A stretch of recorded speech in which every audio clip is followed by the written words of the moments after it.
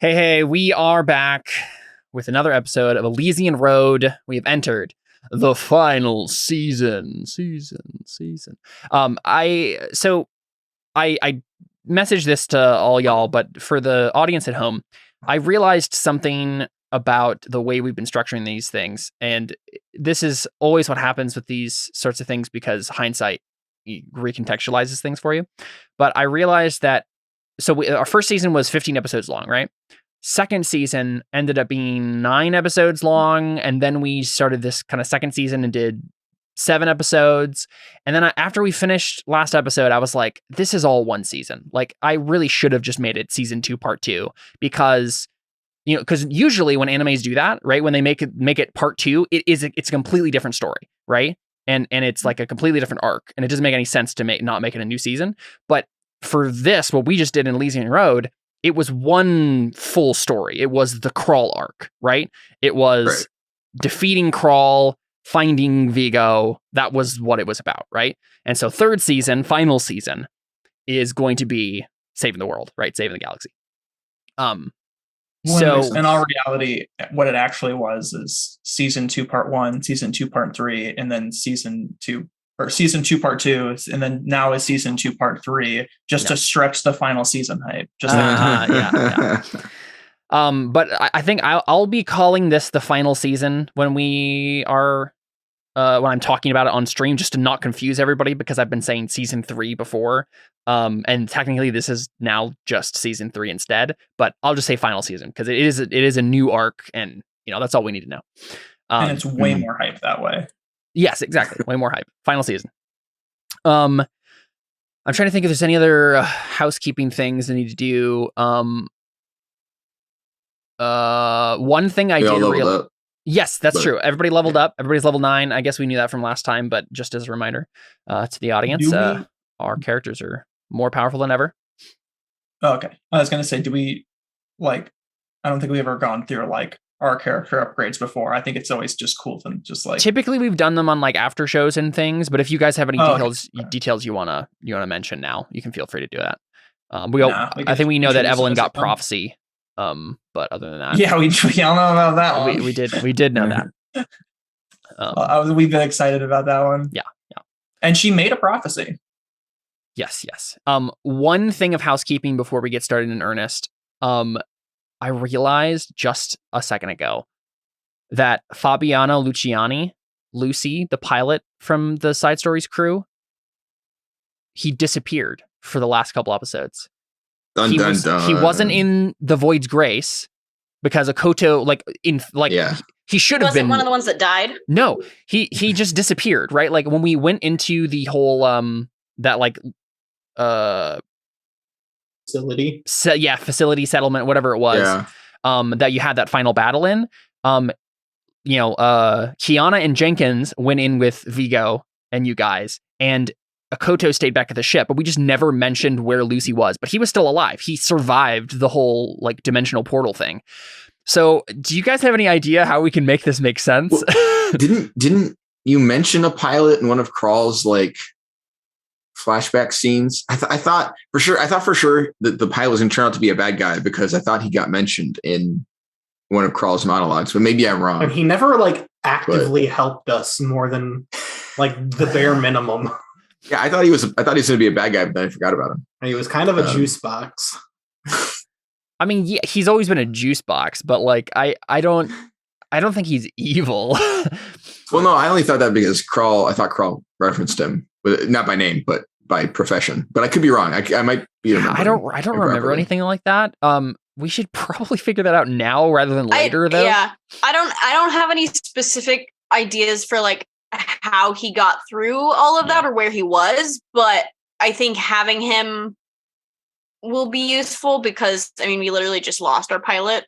So that's true. Yeah, that's true. He also he wasn't particularly brave. I could have seen him just run. Seen him running at the first sign of danger. That's fair. Yeah, I imagine that maybe he stayed on the ship with Akoto and then. Does David have a motorbike? Going wherever she blew up. Well, but left the ship when she did. Still? Oh, sorry. I got you. Yeah, I mean, he could have just been with a Kodo if we want. I mean, it's fine. Or Well, except for David's the crawl. motorbike. That's like, the issue is right. Yeah, threatened her. So Maybe he's just hiding in a closet the whole time. well, but then he did die because the void race took off and then got exploded. Maybe he jumped out of the closet when it took off and ran away. I don't know. I mean, maybe. Probably, I mean, it might be. This is the thing. That entire arc was about a bunch of people dying. So I think it might make sense if Lucy died here. Maybe that is what happened. Was in the desert and he got eaten by the nanoswarm. Well, no. Maybe what happened is he was in there. Maybe he went into the. Whether or not he went into the facility with you guys or stayed on the ship, he ran back to the ship because he didn't want to be involved in whatever combat was starting. Right, maybe at the first. Well, no, okay. So he had to have stayed on the ship. That makes the most sense because they locked the doors and everything, so he wouldn't be able to get out. So he must have stayed on the ship with a Koto, and then when things started getting dangerous, he must have just hid somewhere. And then Crawl probably found him while he was getting the mech, or maybe Sample found him and they knocked him unconscious. Maybe Sample even just caused the ship to shock him or do something bad, lock him in a room somewhere. And then no one knew he was in there. And then Evelyn, had her frigate shoot it down. And then after the fact, I guess you just realized that he was probably That's the flashback for this episode. We were in a closet. Everything that Lucy's been gone. Yeah. Are they gone? And then boom, he just explodes. What do you think, Connor? I guess he's technically Vigo's pilot, right? So I don't know if you have any thoughts on that. If you have a preference for his fate. I mean, not really. No. I just don't know how it makes. That's probably the thing that makes the most sense and still fits everything that happened. Right. I mean, his pilot is in his team's pilot, right? That's what we're talking about. Pilot, yeah. Yeah. No one really cares about Lucy. Well, yeah. I mean, he was a fun character, and he had a moment with Evelyn that was fun. Their whole team had some good moments with Evelyn, but half of them are dead now. Wait. Yeah. Yeah, half of them are dead, right? Because what's her face died too, right? Yep. Kiana and Ada are dead. Yeah. So. His character didn't have much interaction with our characters. Our ultimate characters obviously would have cared a lot more about what happened to him, I think. But yeah, because it would have been easy to just say, oh, he got knocked out and then he's fine now. But he would have been knocked out on the Void's Grace, which exploded. So right, yeah. Right. Wait, the Void's Grace exploded? Yeah, remember it flew straight into your frigate. You ordered your frigate to shoot the Void's Grace down. Oh, that's right. Yeah, that's right. It was going to fly into forgot. It. Yeah, our ship is just gone now. I totally. Yeah, I mean, I'm going to look up how much ships cost. I mean, we have a frigate. Yeah. You have a ship right now. How much gold was that? Connor, did you leave Crawl's body on the Void's Grace? I think you did. It's a weird question. I mean, I never said that I grabbed his body, so yeah. I don't think there'd be any reason. Now's the time to say it. I don't think there would have been any reason for Evelyn to do so. No. Yeah. I think it'd have been weird for her to grab his body. It's okay, guys. I can literally buy 3 more of those ships right now, so I think it's fine. What did you want his body for, Jared? Well, he wants to be able to turn into him, obviously. Well, that was part of it. There was also some more. Nano things. Yeah, of course. That another part of it. But there is still there's. What else? It's a new ability I'm thinking of. Interesting. Okay. Yeah. So all that aside, I think it's fine if Lucy's also dead. As I said before, that was part of the arc, is a bunch of character death that kind of raised the stakes and stuff. So, let's go ahead and jump into a flashback then. I have 3 different ideas for flashbacks written in my little document here. Again, I'll write in the thing that Connor just sent me. So I know to remember that. But I think for the final season of Elysian Road, our flashback is on the planet where, let's see, I think it was Duvides, however you pronounce that. Davids. Duvides, yeah. I can't Space. remember what. Have DVDs. Yeah. Sounds like I have a disease. Yeah, that's unfortunate. I just need to remember the actual planet this was. So it was planet of Gui. GUI. It was the planet where the Order of the Dust mission happened, right? Yeah. The planet that Vigo and his crew stole that artifact from in the first place, the map. And they stole it from that tower, right? It was a pilgrimage site for the All Saints Church of God. Yeah, it was. And I think we see that planet again. We see the wreckage of the site, right? You know, as they're like still cleaning up the rubble. And it's very much like a twin tower sort of situation where like the things are still on fire, probably underneath there somewhere. You know, they're cleaning out rubble very, very slowly, and it's like a city planet too. So it's a whole big mess. But we see a man. I don't know if his clothing is anything in particular to kind of indicate who he is, or like what his vocation is. He's wearing nicer clothing. He's Chinese, or at least, you know, the descendants of Chinese. China doesn't really have much meaning in space, but and he's wearing some sort of, I don't think it's like a full like tonfa or any like actual like Chinese formal dress, but it's kind of like a mix. But there's certainly like Chinese elements to it, but it looks also kind of like a European business suit as well, kind of like a mix of those things. And he's standing looking at the rubble of the pilgrimage site, and he doesn't seem like sad or like overly distraught about it. Maybe a little sad, but he's watching it kind of, with just a furrowed brow. And another man walks up to him, some European descent, some European ethnicity, and he's wearing a similar outfit, this kind of like formal wear, and the man steps up to the Chinese individual and says, "It's a shame what happened here. Do we actually know the details of why it went down like it did?"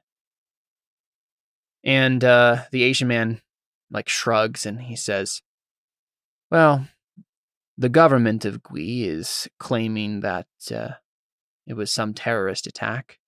I'm not entirely sure myself. There were rumors that gunfire was going off in the building before it went down. I don't know if we'll ever know." We didn't mean to like blow up the building, right? No, actually, it just, happened. A guy working for the Imperium did. Yeah, I don't think we blew it up at all. No, yeah. Gui was the hospital, right?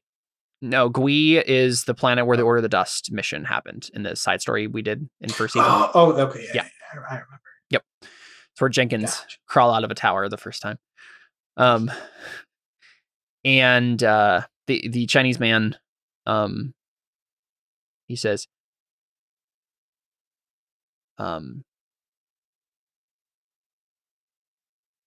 "We can always rebuild. We always have before. We had backups for anything digital, of course, but there will be some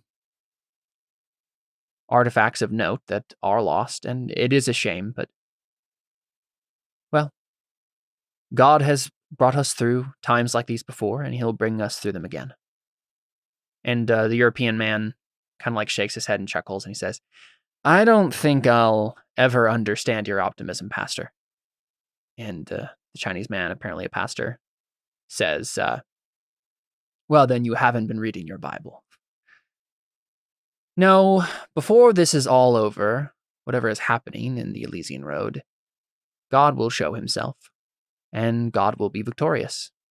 Whatever his will is, whatever his sovereign plan is for us and the Imperium, well, it will bring him glory. And that is all that matters in the end, is it not?" And the European man slowly nods. And he says, What about it? And the pastor, his face does actually darken at this point, and he says, "That is the one thing that I still struggle with. I am praying for peace about it, but the loss of the map it's hard. I don't think the Imperium has it, but someone else does. And what they might be able to do with it is frightening. But remember this, Deacon. Even,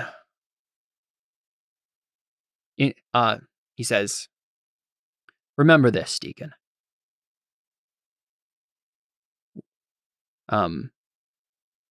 At the end, when the Lord returns in fiery judgment, the Imperium will be the first on the chopping block. And anyone else who wants to use that map for ill-begotten aims. The Deacon nods. I am once again inspired by your optimism. And the Chinese man looked back again at the rubble of the pilgrimage site, and he says, he probably just like quotes scripture, actually. Let me grab a passage here. The passage that I'm thinking of. I don't care. Exit. What is going on? Here we go.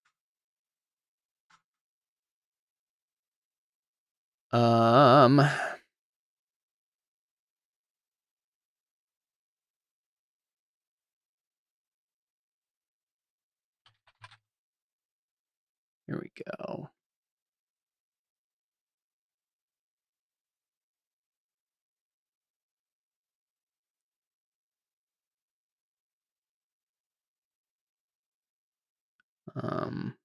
Man, I'm sorry. I thought I'd be able to find this much more easily. All good. I think he just says, Then I saw a new heaven and a new earth, for the first heaven and the first earth had passed away, and the sea was no more. And I saw the holy city, New Jerusalem, coming down out of heaven from God, prepared as a bride adorned for her husband. And I heard a loud voice from the throne saying, Behold, the dwelling place of God is with man. He will dwell with them, and they will be his people, and God himself will be with them as their God. He will wipe away every tear from their eyes, and death shall be no more. Neither shall there be mourning, nor crying, nor pain any more, for the former things have passed away. And then we just get the sting of the Elysian Road intro sequence. And I ended up switching things around here as well, as I noted to our players. I think we had a different song for the intro to last one, and it's I May Fall from the Ruby soundtrack, which just seems a little bit more...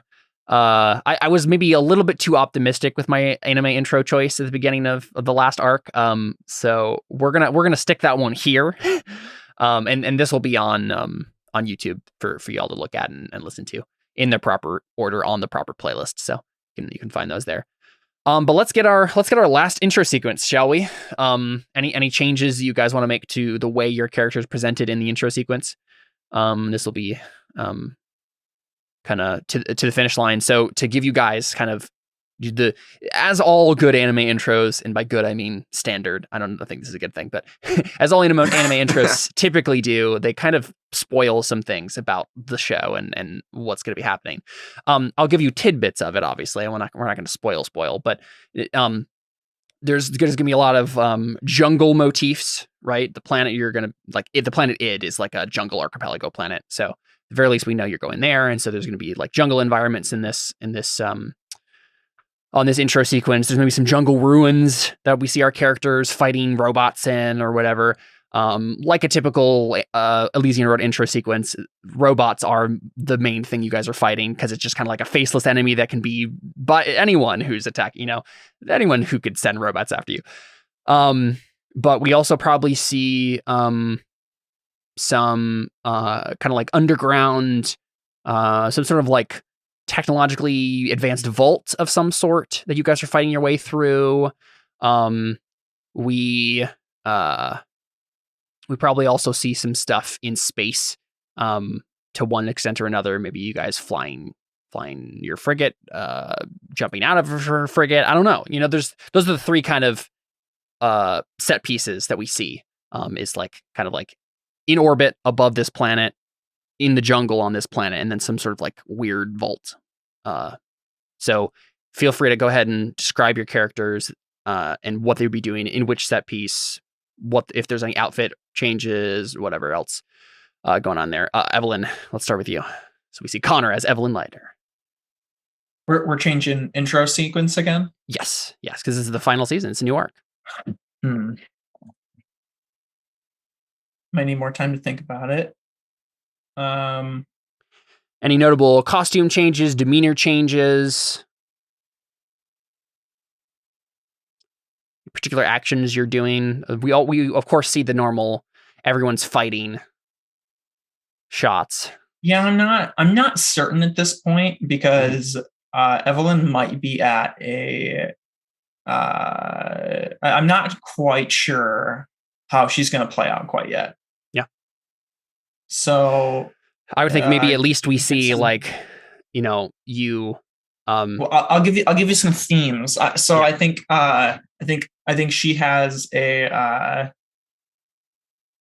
she sees Vigo like standing on a cliffside, like with the sky in the background. Yeah. And crystal blue ocean beyond him. Yeah, sure. And she like looks over her shoulder at the rest of the crew. And then I think we also see her standing in a like what's it called? So like there's one scene and then the other scene is like an abandoned warehouse or like a mechanic shop garage or whatever with her mech. Yeah. And at the edge of the mech's finger, we see a pile of dust and she kneels next to it and like screams at the sky or something like that. Yeah. Cool. We see David as Ode Anger. So I think Ode is, you said jungle, so we'll do that. He's walking through a jungle, I think, and he's like facing, his face is, I think, towards the ground, so you can't see his expression. And I think behind him is a bunch of silhouettes. And one of them turns to ash, and then two of them get like crushed by some, silhouette falling debris. And, one of them is like, it gets swept off the side of off to the side by some kind of weird sheet metal. I'm trying to remember other people who have died. There's been a handful all of a sudden. I guess a black hole opens up and like some of them get sucked into it, right? Yeah. And then the rest of them materialize into his parents, Evelyn, Fergus, Dylan, and I guess probably Ziva too. Yeah. And then they're walking with him, the silhouettes were, and then they coalesce into those people. And then he looks up and his eyes are like the yellow lightning he gets when he does the shotgun thing. And he's just like screaming, and there's like yellow lines coming down his face. Like he's crying lightning or whatever. Yeah. I think that's where it cuts. Awesome. For him. Yeah. Obviously interspersed with action shots of everybody doing their thing. Of course. Yeah. Blowing stuff up. Yep. And then we see Jared as Fergus. You muted. So I think we see Carly. Okay, yeah, sure. So we see Carly. We see Jared, and then he's like, and then we see him. One of my first thoughts was if Dylan was after Evelyn in this sequence, obviously that kind of messes up the order that we typically do it in. But if we see like the ash on the mech's finger just kind of like get blown off and like start drifting downwards, and then we get Dylan just at the bottom of that, and it's like drifting downwards like ash falling from the sky. Yeah. And then we just see her, she's like in her video game Evercraze again. Mm-hmm. And it's like a certain like level on this game or whatever where it's like an apocalypse happening or something, and that's why ash is falling from the sky. And so there's like maybe a volcano like in the distance that's erupting. And she's just like, or no, I don't think it's in the distance. I think she's literally like running up the side of this volcano, like ash blowing in her face. Nice. And she's like looking at a monster in the distance, like towards the top of the volcano. That's like just a silhouetted monster, but it looks like Evelyn's mech, but it's like not as it's more stylized fantasy, like what the game would look like. So like a golem or something, right? Like something more fantasy. Yeah. But it's like I'm trying to think of like something about it that could be stylized so that you know that it's specifically Krull. Did he have like a specific color that he like wore black. We could say maybe he's like maybe an Imperium insignia or something. Sure, yeah. I mean, he wore Imperium colors, so at the very least, we can do that. Yeah, it would just be Imperium colors then. That makes sense. And she's just like has like the hilt of her sword like white knuckled in her grip, and she's just like sprinting up towards it. Yeah, just, it's like not blinking. Flaming rocks are like falling down to the side. Yeah, awesome. And then I guess last we see Jared as Fergus MacGyver. Then I have to say it right. MacGyver Gurnahale. Oh, dang it, that didn't buy me much time as I was hoping. All right. I think we start in like his mind palace where he's meditating.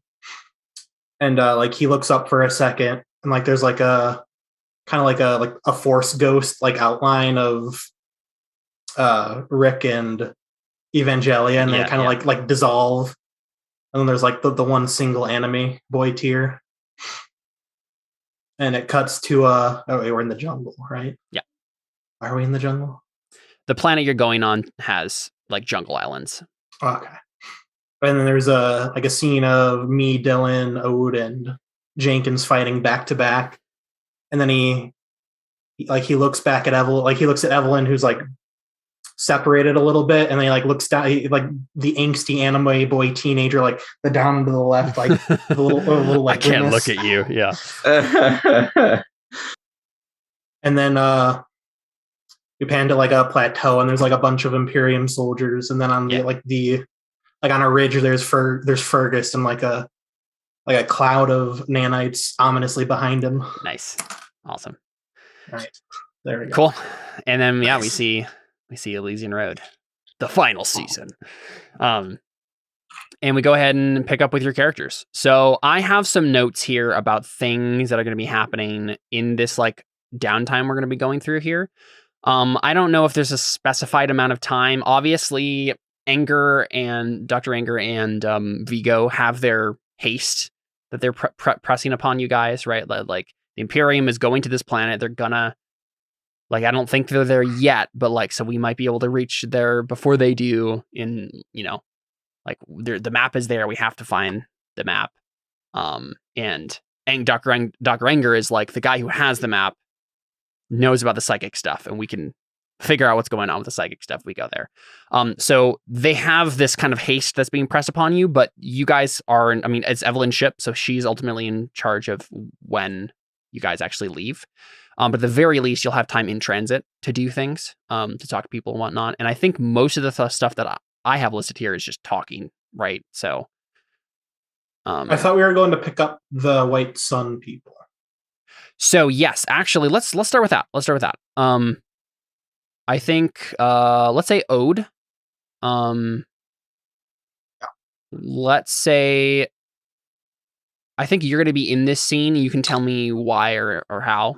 But we see a Koto like getting like recording a message or getting in touch with some White Sun agent, or like a relay agent that's gonna get in touch with the people, because Akoto, yes, said like if Fergus will help us figure out how to do the Festus engine stuff, because they like have the Festus engine, but there's something about it that they still haven't figured out yet, apparently.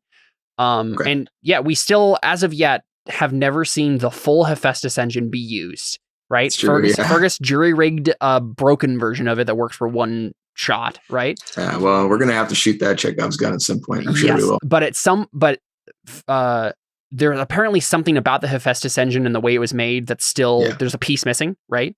Right. But I think Ode, you're either in the room by happenstance or up to you whether or not you're just here because you're saying hi to Hakoto or whatever else. I mean, what room is this? It would be some communications room on the frigate. Oh, so we probably see one of Evelyn's soldiers like helping Hakoto get it set up. Right. Yeah. Yeah. I mean, I can just happen to be there. I'm not sure why else. Actually, yeah. Maybe I'm like using the ship's computer to look at ships for purchasing, right? Because we don't have anything that can land on a planet other than maybe like a shuttle now. Yeah, the frigate has shuttles, so you can at least do that. But right, yeah. So I think I'm just idly being like, we should probably have a ship. Yeah, maybe you'll like it. Like the other one, Void's Grace 2. Yeah, the Void's Grace 2.0. And yeah, so I'm probably just like adjacent terminal, on a terminal. Yeah. Cool. And like, so do they have it in blue? Yeah. And Hakoto, she seems like she's recovered a bit from what happened, losing her friends.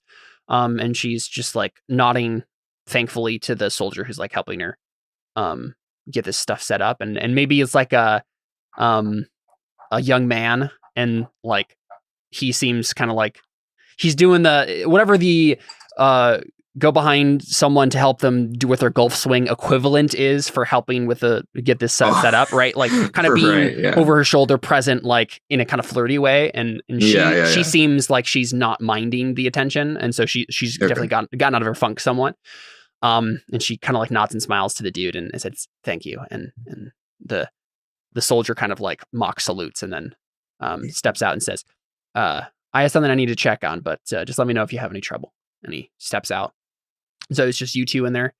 And Hakoto, starts the transmission. And it was probably like they were trying to set up like a secure transmission that wouldn't be able to be intercepted by any nearby Imperium ships. Because you guys are probably like you've stopped in a system, or maybe you haven't left the system yet. Because you obviously can't talk to people in drive space, but so for whatever reason you're stopped, or at least in normal space. And so she sets up this communication and it rings, and you're I don't think looking at the screen when the person pops on, but you immediately recognize the voice. You don't necessarily know, like the name of this person doesn't pop in your head immediately, but you're like, I know that person. And it's a young woman, and she says, Hakoto, this is how would you say this? Hakoto? How did you get this channel? Or no, that's not what she would say. I'm trying to think. There's like a weird coincidence happening here. I'm just trying to think of how they would both react to it. So I guess she would say, Hakoto?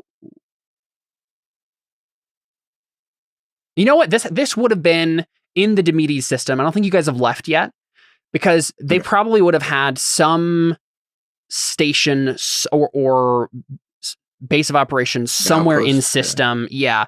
Even if it's like the slightest presence that they took off from to get to this planet. And I think you have to be in the same system to have live feed exactly. Anyway, so yeah. I was recontextualizing this in my head. Okay. So instead, this young woman who Hakoto calls says, Hakoto, where's the commander? And do you recognize this voice? It's a young woman. I don't know. You could make a roll or something to recognize. I mean, or you just look at the screen. Sure. Yeah, I mean, I'll look, but I'll see if I don't. I'll give you the description. We'll just see if you as David recognizes her. Yeah, I'm also bad at remembering. So, so it's a Korean girl. So she's maybe a little bit older than you, not too much older than you. But she's wearing like nice clothing. She doesn't seem like she's in any like mission clothing like Hakoto is or anything. But she's has some people doing stuff behind her. She's in some sort of base. And she just, it's a Korean girl. Doesn't ring any bells in David's brain. Let's see if it doesn't know its brain. Yeah, you want to make a roll? Probably won't. Is this notice or no? One is significantly better for me. Just notice. I think notice. Oh wait, no, that's the right one. Okay, yeah, notice is good. Intelligence, I assume. I think so. Yeah, trying to remember something. 5. Okay, yeah, you don't remember. Wow, that was awful. I rolled a 2 and a 1. You don't remember who this girl is. But Akoto just like looks down and says, "Things went wrong on Demedes. They died. Psychic anomaly. Honestly, Mio, I don't want to talk about it."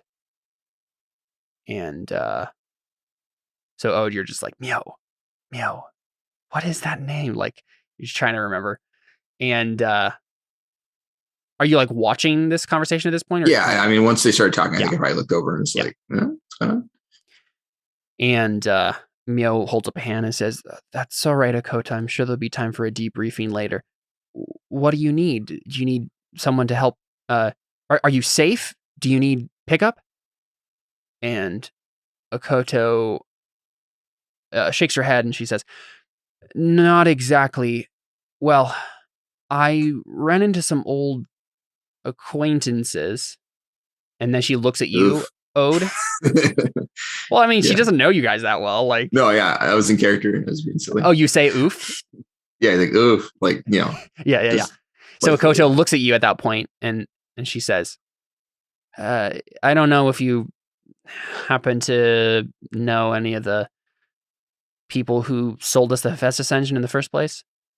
And Mio kind of frowns. She's like, "I feel like I should." And do you like come over at that point, Ode? Yeah.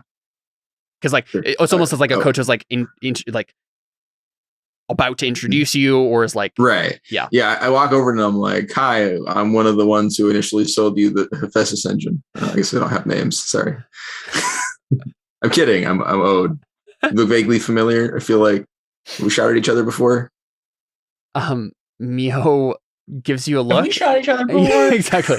I don't know anybody. How else would I know anybody? Yeah, the Korean girl gives you a look and then says, "Oh, you don't remember me? I'm Myo Young-ja.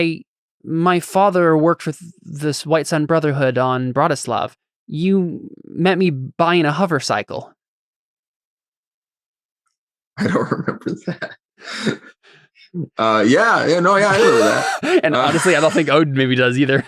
Yeah, well, I mean, I don't know. A lot has happened. Memory. Yeah, but I'm assuming he doesning remember because I don't. So yeah. I remember buying the grab cycle, but I just remember being ripped off again. That's all I remember. Well, yeah, you basically there was this gal trying to buy something as well while you were there, and I do remember that. She gave you her card and was like, I think you just like dumped like secrets about what you guys were doing on planet to her, and she was like, "Well, good thing I'm a White Sun Brotherhood agent too, or at least my father is." I was gonna say, for some reason I remember being really salty about that. Yes. Now I don't remember why. Okay, yeah. Okay. I mean, it's up to you whether or not he's allowed to remember that, I suppose. No. But okay, yeah. So yeah, it's like, oh yeah, I remember that. How are you? How's? Oh, I'm fine. Well, the White Sun isn't so fine, and that's, I guess, why I'm here. But I'm alive, at least. Well, yeah, that's good. I mean, yeah, this was only a small group of your people here, right? You guys have like other guys? We have a small base in system. That's where we try to have presence, at least however small, in most of the systems in the sector. Gotcha. Well, I feel like you should. I mean, I'm not like a general, not Evelyn or whatever, but you guys might want to like consolidate. I'm pretty sure things are going to get pretty bad coming up here. I don't know. Yeah, and Koto kind of interrupts you, and she's like, "That's what I wanted to call about, Mio. I suppose we don't really have a ranking agent now that the commander is dead. Is the lieutenant there by chance?" I mean, isn't that you now? Aren't you like the general now? Akoto just like waves you off. Like, I don't want to think about that. Like, don't say that. Yes, general. And Mio Young-ja says, there was an incident with the Hephaestus engine. He's dead. I'm sorry, Akoto. And Akoto frowns like, you're awfully cheery for having lost another. She's the general. Optimism. and she, she looks at you, Ode, and she's like, I was basically a sergeant or whatever our equivalent is, but I think that makes me the ranking officer in system right now, which is terrifying. But I guess I have the authority to make the call right now, at least, to send out a message. Mio. Wait, does that mean you have the Hephaestus engine here? We have the Hephaestus engine prototype on a nearby station in system. Yes. Yeah, we should probably grab that. I don't know how safe this place is going to be for very long. I think also, I might agree with you. We used like a mini Hephaestus engine, and it like blew a hole in our ship. So I mean, I guess you already know it's dangerous, but I don't know. We're hoping that Fergus, and she looks at Mio in the screen. We're hoping that Fergus, one of Ode's friends, can help us with that. Fergus built the one that exploded, so. I don't know if anyone. Well, we don't really have any other choices, Ode. Yeah, no, I mean that's fair. Anyway, just saying. Yeah, all right. Mio, what I need you to do is, while we're en route, it shouldn't take us too much longer. While we're en route, I need you to send out as many messages as possible to nearby systems. I know the White Sun is scattered right now, but something is happening on in Oedipal. Hey, about that, there's like a super god AI in the system, and if you send out signals, there's like 0% chance he doesn't just get all of them. So maybe like that is if he didn't leave system already, Ode. It seemed like he was just leaving. It doesn't take that long to get to the edge of the sector. It's a pretty wily box of bolts. I don't really know. All right, put them on a delay then, Mio. Send out the messages, and I don't know. What do you think, Ode? How long is he still going to be in system? I don't know. Just maybe tell him you're going to McDonald's and that's code for Wendy's. I don't know. Just we have codes. Ode. We're not sending text messages here. I'm just saying, assume that a super sentient or super intelligent AI is going to intercept it, and I don't know. I'm just warning you. And Mio is just looking like distraught. He works for the Empire and stuff, and they're like the problem. So Akoto is just like, listen, Ode, we're gonna have to take the risk. All right, do you want our help or not? I just don't want you to die. I'm just telling you, to be aware that if you send out the signal, it'll probably get heard. Just be quick, I guess. I don't know. Look, I'm just trying to warn you. Put the messages in the highest encryption we have. Do we have any computer specialists left on Orson? And this is pretty good. Yeah, she looks at you. She's like, belay that, Mio. Get messages ready. We'll have Fergus take a look at them when we get there. Maybe he can encrypt them better than we can, and we'll put them on a delay as well. And she looks at you like, thanks, Ode. Like, almost like a, begrudging, like, okay, I guess I'm following your advice. Problem, General, anytime. Please don't call me that, Ode. Yeah. And then, I think Mio just says, all right, General, I will do that. And Akoto's just like shaking her head. And then she just waves to you perkily, Ode, and says, bye, Ode. I'll see you soon. Bye. Good luck. Thanks. Hopefully I don't die in an explosion. Yeah. Well, maybe just don't touch the Hephaestus engine. And then also, like, Probably when you're in system, idea. you should just come onto our ship. I mean, well, I think that's what the plan was. That's what Akoto's been insinuating is you're going to go pick them up basically right at this point. Oh, okay, good. Yeah. All right, then I'll say that. Yeah. Just like, maybe don't mess with the Hephaestus engine, and then you'll probably be fine. I don't think we have anyone left here who could mess with the Hephaestus engine, so I think we're fine. We weren't planning on touching it again. Okay. That's okay, cool. Yeah. And then the communication ends, and Akoto just looks at you and says, I hope Fergus can help us with all this. Fergus can do anything. He'll be fine. Yeah. I think we just cut the scene there. Yeah, I think so. He's like, so, General, huh? And then you're right. I'm not a general. Rival General Evelyn. Yeah, I was like, you guys are, give it a week and you'll all be generals, I guess. That's right. Mega Verona, you know? It'd be super insensitive, but cool. Yeah, so I don't know if anyone else has any particular scenes they want to do downtime. I have things written down here, but stuff I want to buy, but I assume I can't do that right now. So no. So Caleb, before we go like travel, yeah, is where we're at on the map accurate? Like the space map? Yep. Where is the place we're going? Oedipal 20200 up at the top. And here. What are all of these places on the way? All Imperium systems. Where's the White Sun Brotherhood located? So they have like small influence a lot of different places, but mainly they're on Vitskoi. That's like their largest 0103. That's not that far out of the way, right? I guess you could go to Vitskoi if you wanted to. Is that where we were when we sold them the engine? It is, yeah. It's only 2 extra hexes. Yeah, let's double check. How far can your frigate travel? It's pretty far. I think it was like Spike Drive 3 or something. Is it 6 hexes in a that sounds single drive? That's not going to be a problem here in a second. Is it? Okay. What's that mean? I'm going to hook up the Hephaestus engine to the engine. Oh my gosh. Let's see. Okay, hey, so are you wearing Tempest Assault armor? Oh no, that's just something I have. Okay, I was looking for your money, and then I saw that, and I'm like, "What?" I feel like it was the armor I stole from one of the Imperial generals, I think, that I used to disguise myself as. Yeah. Right. Okay. Yeah. Rashid Al-Sad, I think his name was. Yep. Okay. Yeah. Hey Fergus, never mind. Yeah. I'll ask in character. Go ahead. Sorry. I was just gonna say, that would be that's the next thing, like kind of on the agenda, is getting to the station and doing whatever you're gonna do there, like with the White Sun Brotherhood. Yeah, with Hephaestus engine and picking them up and whatever else Fergus wants to try. But if there's any conversations you guys want to have in the immediate before we get there, now would be the time to do it.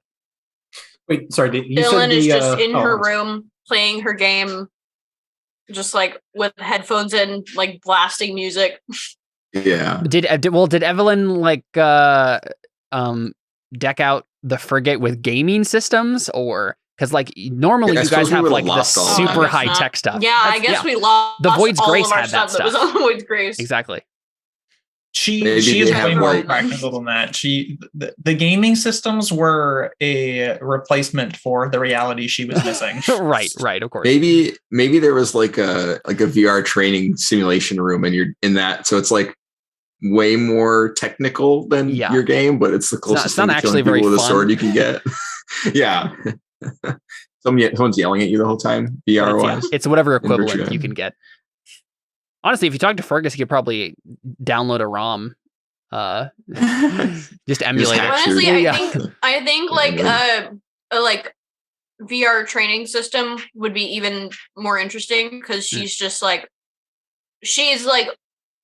specifically practicing her like tactical abilities, like reacting to things in a timely manner. Like I think she's specifically like she's doing this one like exercise in it where you have to like disarm someone that's holding a gun to a hostage or something, and she like keeps failing at it. And so she keeps like redoing it and just getting more and more angry. I like the idea that you attack the guy with your psychic sword, but you just also cut the hostage in half because he's holding on to them. That'd be hilarious. I was going to suggest that we should do a redo that scene where we fought in that game, except that I literally can't fight you now because I can't shoot my gun when I'm in melee range, and I'm just always in melee range. So it wouldn't be a fight at all. Yeah, that's true. Dylan just wins. Yeah, it's no contest now. It would be a cool scene. I've been listening back to the first season, and like Dylan has been OP since the beginning. Like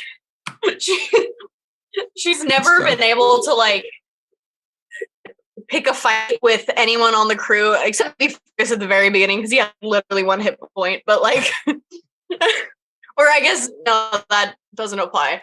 But like because literally the first episode like Dylan and Evelyn almost fought, but everyone was like, if Dylan actually fought Evelyn, Evelyn would die. Oh yeah, because she has no warrior at all in her levels. So yeah. Yep. But yeah, no, that's cool. Yeah, because I have one conversation that I want to happen before you guys get to that station, but if there's anything else you guys want to do, now would be the time. Is it possible for us to buy a spaceship, or is everything here Imperium owned? There's nothing here is Imperium owned in this station. There's just not any TL4 planets. I don't mean like here, but I mean like in the like near us. Is there anywhere reasonably nearby? If you're gonna go to Vitskoi, if that's your plan, you'll have a chance to buy a ship there. Okay. Yeah, then I'll go which one is Dylan's planet, by the way? It's in the Silas system, 0001, up in the top there. This one? It's right there. We need to stop there too. It's right nearby. It's all I suppose you could. Perfectly. I would definitely have things for Dylan to do there if we did, but we don't need to. I was going to say. I mean, I have something I need to do there too. I mean, it works perfect. Vigo and Dr. Anger are going to be very plussed about like you guys. It's on the way. It's not on the way. It's all right, guys. You can just take your ship. Guys, okay. Keep in mind one thing. It takes 48 hours to get anywhere in system once you get to, like, once you jump. So you're adding not only like if you jumped the 6 hexes, you couldn't get there immediately, but you could get there in 2 jumps as opposed to 3 jumps. But that's also including there's only 3 extra hexes. 3 extra 48-hour time periods and whatever time you're actually spending on the planets. Like weeks are going to go by if you're going to do that. What if Fergus can attach a Hephaestus engine to the engine? Oh, I see. Yes. If Fergus can manage to pull that off somehow, then yes, that does actually make this timeline much more reasonable. I don't like that plan. If that roll goes badly, we all die. Yeah, I feel like the ship would not be able to handle that. Well, so it's a much better idea to do it with this frigate than it was to do it with the Void's Grace. That's Even though that was definitely like the first thing that I think Josh mentioned about it. At the moment I mentioned the Hephaestus engine, he's like, I wonder if we could rig it to our ship. And the roll theoretically should be easier because not only was I not making like the Hephaestus engine, it was like a compressed, like palm-sized version that attached to a tiny gun. Right. As opposed to the normal sized one attached to a giant ship. Yeah, we'll see. Right. We'll see. And I leveled up my abilities, so I should be able to hopefully. Mm-hmm. Yeah. Odal co-find Fergus then. Cool. I don't know what you're doing when I find you, but I just probably go to your. We probably all different rooms now, or no? I guess this is a frigate. There's probably like a barracks. I don't know. How long has it been since? It's big enough that you all could have different rooms. I don't know. I mean, this is supposed to have like a full complement of like, soldiers and their officers. So there's probably like enough officer rooms that you can. Yes. Okay. Yeah. Then I'll go to Fergus's room, then knock on the door. Yeah, do the someone is at the door thing. Someone is at the door.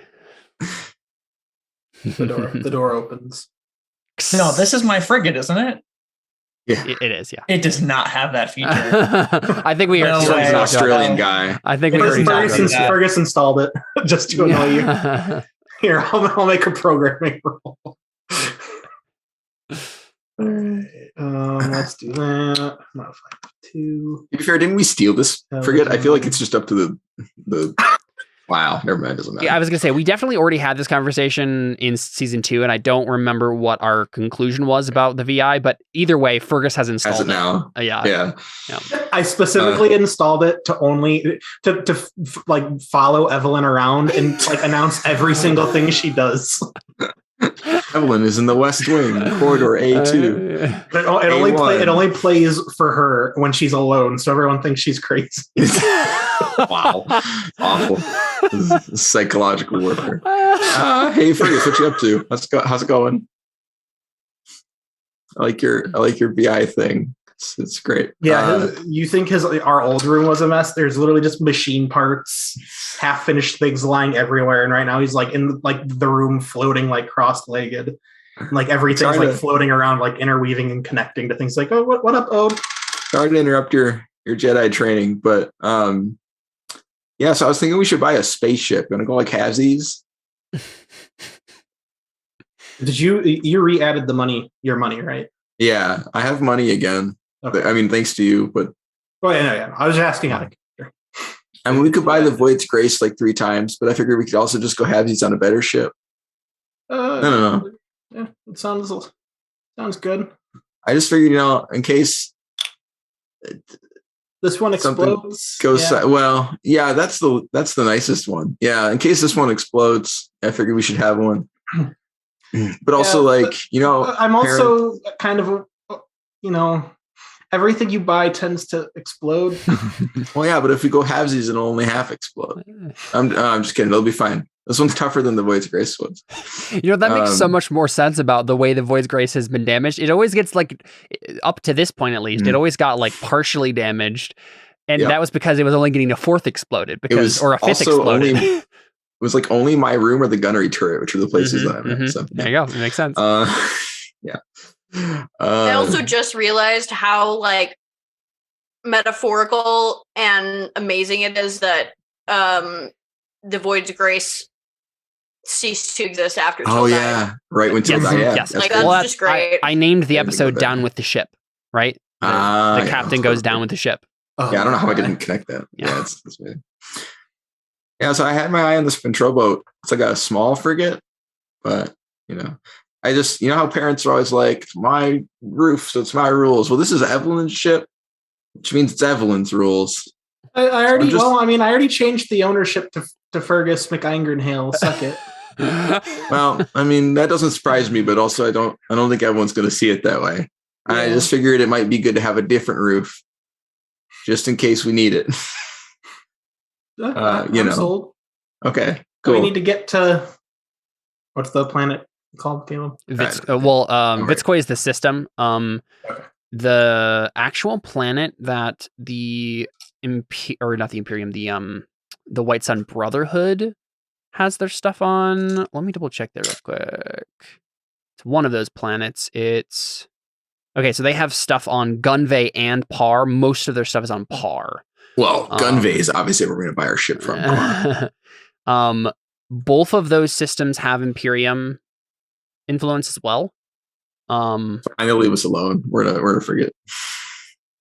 But what was the place we started the civil or the war on? That's in the Scylla system. It's in the system that Dylan comes from. It's the planet Midas, though. Okay. So maybe we shouldn't go there. Yeah, I mean, it seems like you guys are going back to all of your old haunts that you got chased out of last time you were there, right? It'll be fine. I can change my genetic structure, so I'm good. Because Bratislav is the moon of Gunvey that you went to that one time. So. Mm-hmm. Oh, okay, right. Okay, cool. Well, I mean, I guess we can just pick from what they got. I just wanted to check before we got there. So, cool. All right. Well, I mean, we got to come up with a name. I'm pretty sure I was settled on Triple Murder Explosion, but if it's half your ship, I guess you should do half the name. So I don't know. I got to register it as something. So yeah, just be thinking about it. I guess I'll see you later. Good luck with your floating. Yeah. Okay. Do you think it's a good idea to install since we're not going to be on the ship anyway? Install a Hephaestus engine here so we can get there way quicker. I mean, I definitely think we should just put that on ours. We just got to get the insurance policy first. Why not both? I mean, if you could do both, then yeah. I could. I mean, it's going to be made of nanite, so it's temporary anyway. That's right. Well, we can just test run it on this one, and then if this one explodes, okay. Yeah. Well, I mean, yeah, that was the joke, but now it's not quite as funny. Yeah, and yeah, I think he sort of pauses, like, "Hey, Fergus, I meant to say thanks. I don't know what you did with. I mean, I know you can do pretty much whatever, but you seem pretty much out of sorts, and I mean, I didn't. No, I mean, I guess you told me there wasn't anything you could do to help my mom, but you did anyways. Then it looked like it hurt a lot. Yeah, there was like a 10% chance that would have worked. Well, I mean, I'm not surprised you somehow did it anyway, but thanks. Yeah, the 90% was us both dying, but Yikes. Well, I don't know how to thank you for that. It worked out. So, I mean, I guess that's what I'm trying to do now. But hey, if I can return the favor somehow, I mean, I can't bring you back from the dead, but I'll do what I can. All right. You already did. It's true. You've literally done that. I don't really know if that. I don't really have any idea what happened, but I mean, I guess we can call it. Well, you even. messed with like the time space continuum by going back in time, and depending on which time travel theory you based on you ascribe to, you probably created a split timeline, a branch timeline that we're now currently in. Yeah, I don't really know what that means, but I'll take it. I guess it sounds cool. But yeah, I mean, I guess we can call it even. Well, I don't know. I feel like you healed me too many times to call it even. I don't know. Just let me know if there's anything I can do. Okay, thanks. I hold my hand out for a fist bump. A nanite like fist materializes in front of you. It's pretty dope. And it bumps it. All right. Yeah, I'm like, okay, I'll see you later. Good luck. Yeah, I'm gonna go install a pre-screed tech. Wait a second, Fergus. I don't think you have those nanites anymore. Why would I not? Those are Rick's nanites. Yeah, we made the roll when Rick died to see if I could still maintain. You still have the nanites. We did. Okay. I just want to make sure. Yeah, it was either that or Fergus literally dying. Yes. And I succeeded the roll. Yep. I remember that now. Yep. Cool. Oh, I didn't realize you're doing that now. Well, can I watch? Yeah. Cool. So Fergus, one thing I had to say there is technically they actually have the Hephaestus engine at the station. So there's no need for you to try to make one right now. You can just build on theirs. I don't know if I trust them. Well, they didn't. Well, I guess they. How close is that place? Is that like very? It's in system. It's in system. Yeah. Oh, okay. I guess let's do that first. Yeah, you'd probably wait until then. All right. Cool. So I had a thing I wanted to do with Dylan quick. Yeah. So Dylan, where would you be when Ziva finds you? I mean, probably playing that. Yeah, playing the game, right? Like of course, simulation. Yeah. Yeah, so maybe you just like come out of it for a break or something. You like take the VR helmet off and you look and off on like a bench on the side of the room, Ziva is just kind of sitting, kind of like twiddling her thumbs, and she looks up at you when you exit the VR system and looks like, oh, cool, like I wanted to talk to you, sort of a look. I think the way that would make more sense for Dylan in her current situation is that she keeps losing this like section of the game. Mm-hmm. The hostage keeps getting shot in the head, and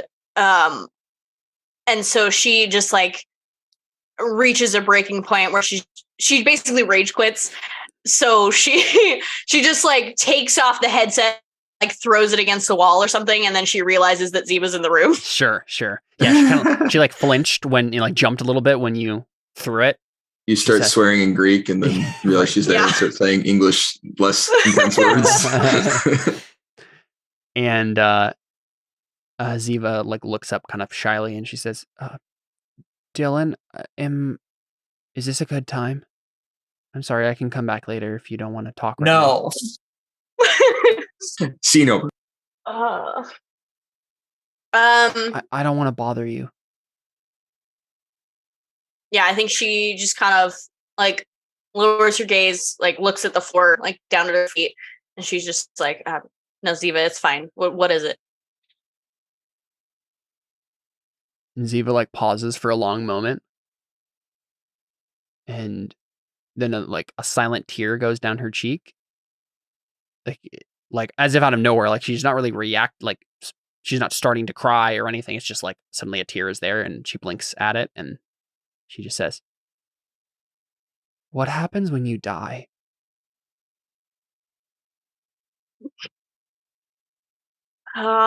Okay.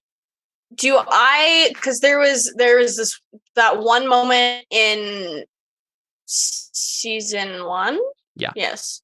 Where we were on Xanless and I literally like went down and then Fergus brought me back.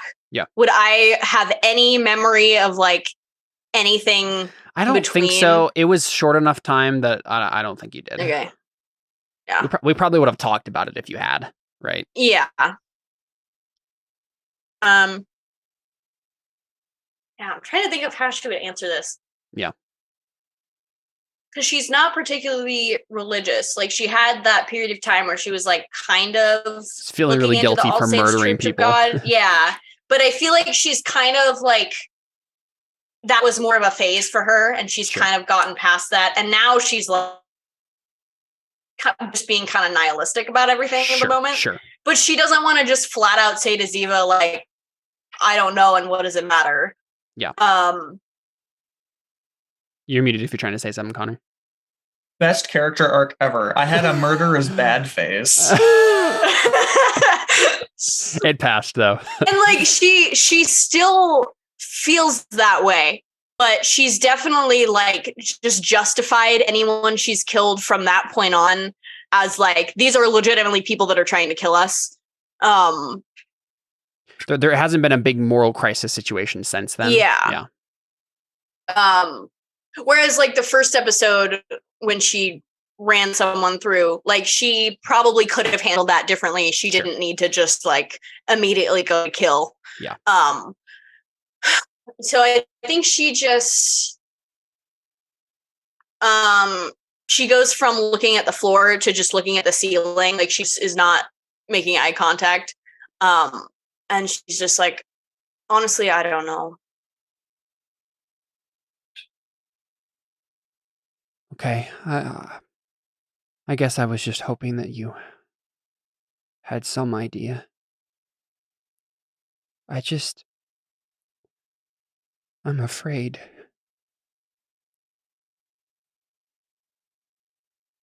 I don't want to die, Dylan. I think Dylan, like, I think she just like steps towards Ziva and like pulls her into a hug. And I think she starts to cry, but she's like trying to hide the fact that she is. She's just like silently, like a couple tears roll down and she's just like, you're not going to, Ziva. How do you know? You couldn't save Till, Dylan. None of us could have. And she just like bites her lip. What happens when someone captures me?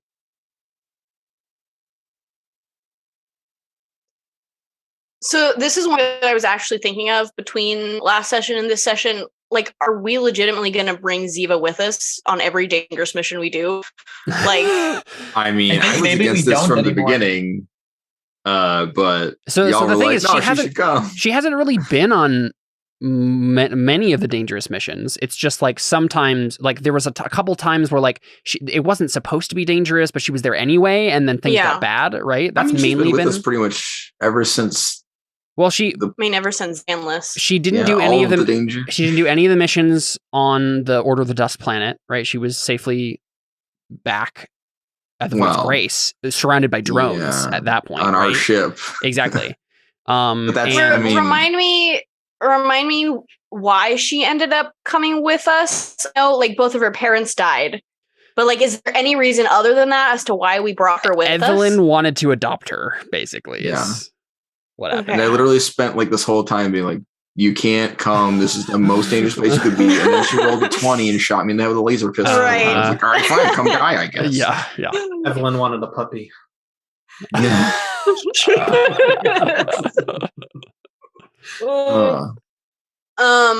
Yeah, because I'm like thinking through this and I'm like, if your guys are going to Xanless anyway.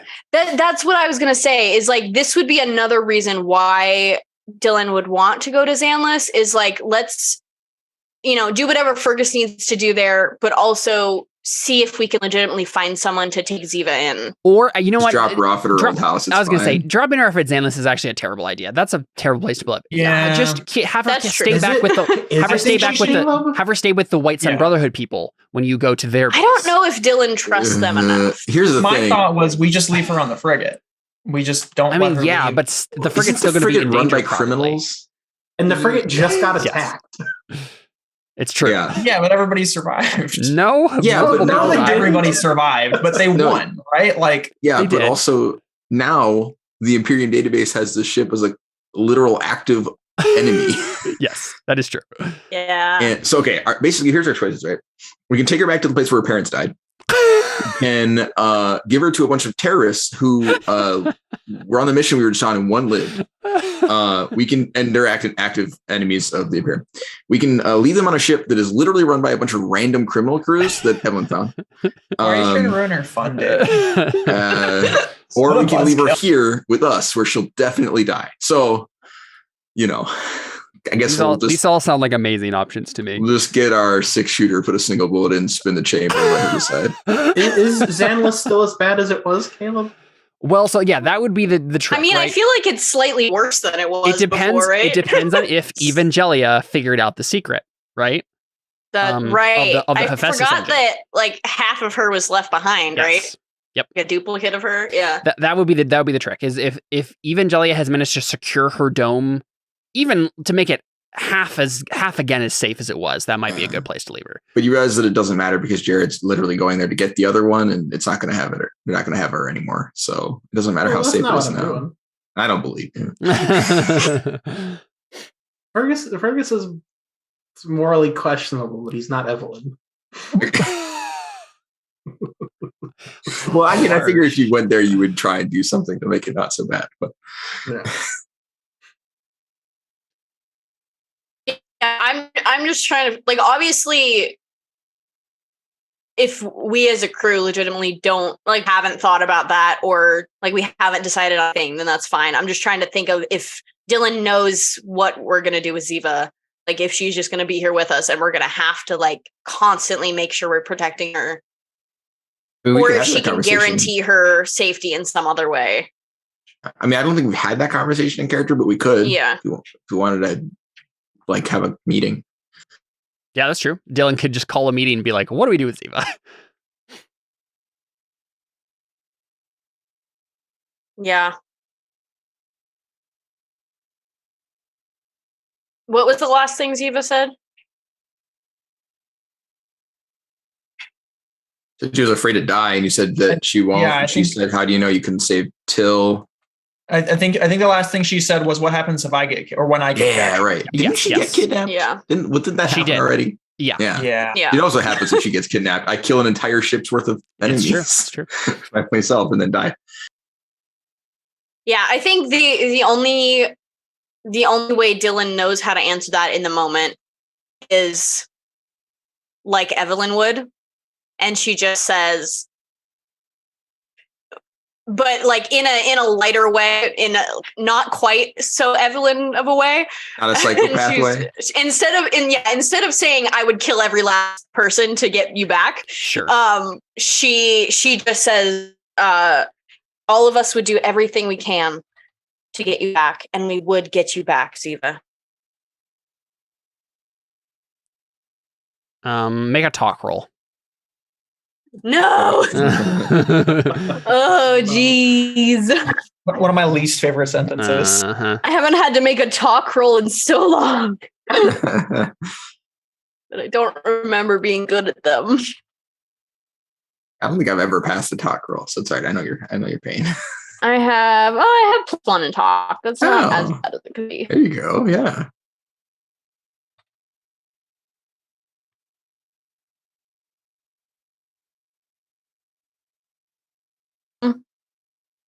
You know, one thing I just realized, Or- Ziva like leveled up. Oh yeah. She's like been She has, gaining like, levels. 12 health. No, she has Yeah, 30, what she has What has 32 been hit points doing right now. to gain What? She's been on the missions with you guys.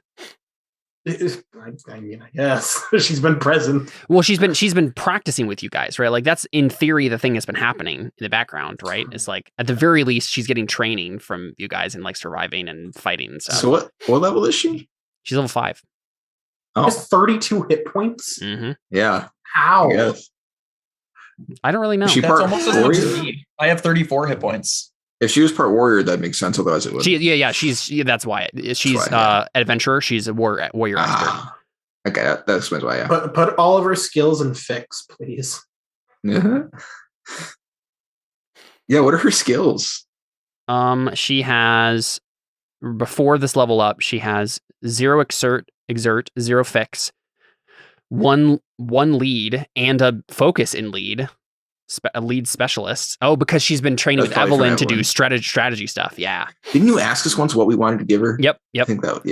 Yeah. Notice 0, program 0, shoot +1, sneak +1, and a specialist focus and sneak. Yeah. Stab 0, survive 0, 0 and 0 talk. Okay. Yeah. So this is the thing. Like, she actually isn't helpless right now. She's certainly young, but she actually has been training with you guys. And probably if she gets into a fight next, she'll actually probably be able to show some of that. What's her armor class, though? Her armor class right now is 17. Yeah. That's not great. Better than I expected. Wait, didn't Dylan buy her something? Yes. That's probably why. Yeah, they went shopping and got her stuff. Cool. All right. Well, yeah. I mean, Put all of her mechanically, she's points not a in liability. but It's true. Yeah. Till was definitely teaching her how to fix in the downtime, so he didn't Yeah. fix everything himself. That's true, actually. Yeah. Okay. I'll give her a bonus in that. I'm Nice. assigning her skills right now. Sorry, Dylan. Go ahead. We talked over your role. Carly disconnected, which is why we've been having this conversation because she that's she weird. disconnected from the call. So Talking I'm to myself. waiting for her to get back on it. Okay. So yeah, just help me assign these skills, I guess, while we're waiting. So Sure. fix. Specialist in fix. So I think she costs gets 2 skill points to do Wait. that. No, maybe I think she does get a focus. think level 5 yes, is one at of the level 5. levels. Yep. Yeah, so she could actually get a something like that. So she There has you four, go. she has Okay. 4 skill points left. She has a 1 in fix now. She should get Ironhide. Was objectively mean, the best one. Yeah, that's true. She can get 'Cause- Ironhide now. I don't know what the I mean, justification so is there. this is the thing. Honestly, this could be the answer, Dylan. You could just be like, you know what? You're right. It's dangerous. And we need to make sure that in the days before we... I don't know anything that just happened. Yeah, Our yeah, yeah. Wi-Fi made me. So We I realized realized that she's level 5. she's been getting XP from all of this stuff. So she's actually level 5 right now, which means she's actually not useless. And honestly, I think Dylan, the answer for you might be like you can respond to this however you'd like, but you could just say like, actually, like, let's just make sure you're more prepared. Like, like maybe we can't secure your safety. Maybe you're going to have to secure your own safety, right? yeah. And just start training with her like right now. Yeah. Honestly, yeah, that's probably what she does is she like picks up the headset and puts it on Ziva. And like, you know, dials up the like first part of the like training thing. Puts it on like easy for now. Right. So you tell me, she has 4 skill points left as I'm assigning these. What do you want her to be training in right now? I feel like for her, sneak would be a good thing to have. Mhm. As well as, I mean, probably. What's her shoot at already? Her shoot is at 1. That's her primary. She has a shoot at 1 Okay. and stab at 0 for like attack skills.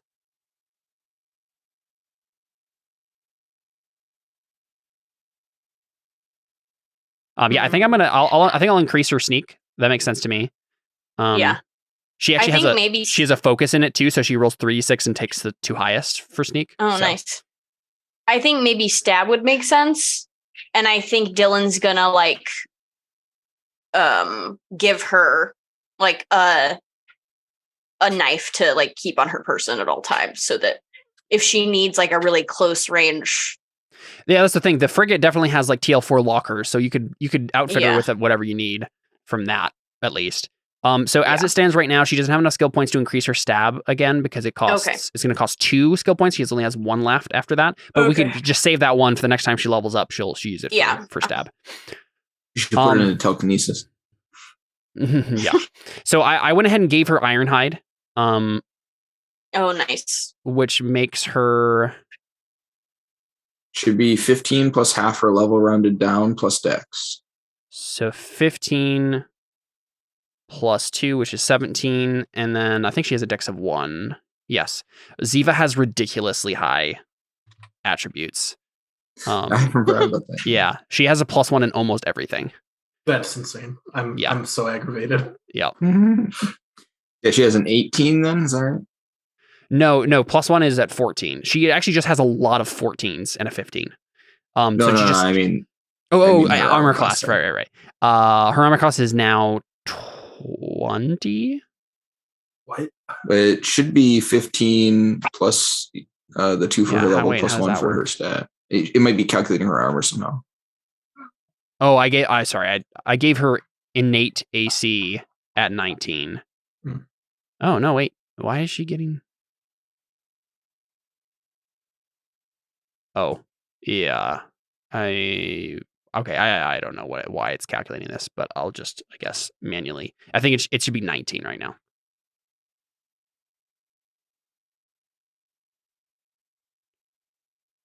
I just changed it manually, but yeah, it's 19. What do you want to give her, Dylan, in terms of like weapons? Right now she just has a laser pistol. I feel like, didn't you buy her a gun? Or something? I feel like you might have. I know you bought her armor. I probably bought her a gun when they went on armor shopping.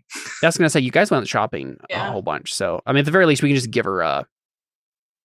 What do you want to give her for guns? Undergun. No. Anything TL4. Rocket launcher? So like a laser rifle. I mean, if mag weapons are TL4, they are. They do more damage. Laser rifles are more accurate, so I guess it's up to people. But I feel like the stuff we fight now damage is probably helpful. So. Yeah, I think let's give her let's have her focus on pistols more than anything, because I don't think she actually has gunslinger. Actually. Oh, nice. The gunslinger's pretty good. Yeah, so let's add your shoot level to your attack, indeed, to your damage. So yeah, I'm gonna give her a mag pistol, and then we can give her a immediate. Well, you said a knife. You're gonna give her, Dylan. Yeah. Yeah. So a small advanced weapon. So like a monofilament knife. Yeah, that makes sense to me. I feel like it makes sense that she wouldn't be able to lug around a giant rifle as a 12-year-old girl or wherever she is. Even though her strength is probably better than hers.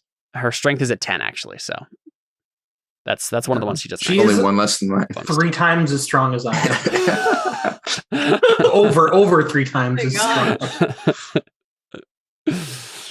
Well, Fergus is a nerd, so yeah. All right, cool. So we got that figured out. Ziva is now in training. It's so weird to me that you can't just be like, I'm a bioscion. I give myself 20 strength. Yeah. Well. Because the game would be broken if that was. Well, I mean, yeah. But cool. So, any other things you guys wanted to do before we hit the station? I do have an announcement to make. Okay. I found the most overpowered ability in the entirety of this game, and it costs 0 effort. Okay, please explain. It's the level 4 psychic thing called Unity of Thought. Essentially, I can do up to 6 people. Which I mean, basically, that's what Kral had. That's why he was rewinding time on it. He had concert of minds. Yeah. Oh. Well, under its effect, every participant knows the exact location and condition of all the others, and uses the best initiative roll of any of them if combat commences. So we'll always go first because of David. Ode. That's amazing. At the table, up to 5 minutes of discussion and coordination among the players can be arranged each round without incurring delays. Oh, that's a terrible idea. Every combat turn, one member of the psychic's choice gets an extra round of action. What? And That's awesome. yeah. And Elite Death Squad. Yeah, telepathic link lasts as long as the psychic initiates no new telepathic contact, and it has a range that extends to any point within the solar system. Wow, that's Holy insane. moly. So we get And that all costs these no benefits. For free. It costs the amount of effort as making a telepathic contact, which for me is free. As long as it's with one of you guys or someone who's practiced. It's too late to get that? Yeah, I got that. He already got it. Yeah. Oh, you bought it? Yeah. That's dope. So yeah, we're just all linked all times now. That's awful. Well, I assume there will be times where people want to go to the bathroom and stuff that they don't want to be part of this weird mind link. Yeah, Mute my mind the link. actual like getting everything is shallow. It's only those benefits and like you have to like actively think something. Okay, got it. Or give sensory impressions. Sure. So I mean, if like you're doing stuff, you won't automatically have private clairvoyance with everyone. Yeah, cool. Evelyn, you've been quiet. Is there anything that you wanted to do, a conversation with a character or anything before we get to the White Sun Brotherhood station in system here? I'm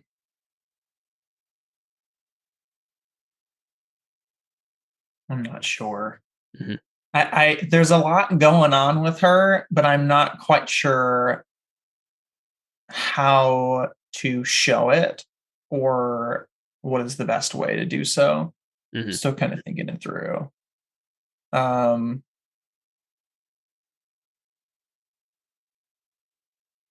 just kill somebody, I suppose. Well, okay. I'm just kidding. we can move on now. I mean, I feel like you need to have a moment with your mech because that was kind of traumatizing, and you do want to highlight that. And maybe you can be like remounting your poison needle or something. I don't know. Well, or poison gas. No, I think probably who's the person who's in charge now? I know what's her face died. Lois is his name. I think Lois probably comes to Evelyn and is like, "Hey, you're probably gonna want to get your mech repaired, like at the next station or whatever." Like, actually, don't think it took any damage. Got some scratches and stuff. What? It didn't take any damage. There was some poison. No, in mechanically it did. Bled on it. Oh, okay. Yeah. No, I mean, she'd probably want to get it detailed because Dylan stabbed him through so many times that I'm sure there's lots of blood stains on the inside. That's Right. true. Yeah. He's like, you need his blood, right? Yeah. Oh my gosh. He's like, says something about like, we'll get it cleaned up and all ready for you when we land. Sure. Like, do you have a particular mechanic that you want to work on it? Like, do you want someone blah, blah, blah? And she just is like, she's like, Till will fix it. And then we all get really sad. No, I think she just like looks at him and he probably gets kind of scared because he's like, why are you staring at me? Yeah. And she just like walks away. So is Make that your circles roll? no If you for roll the badly, he's detailing? going to sabotage. No. All right, Caleb, we need to talk over you. No, you're good. And I think she goes to the room where the mech is and just like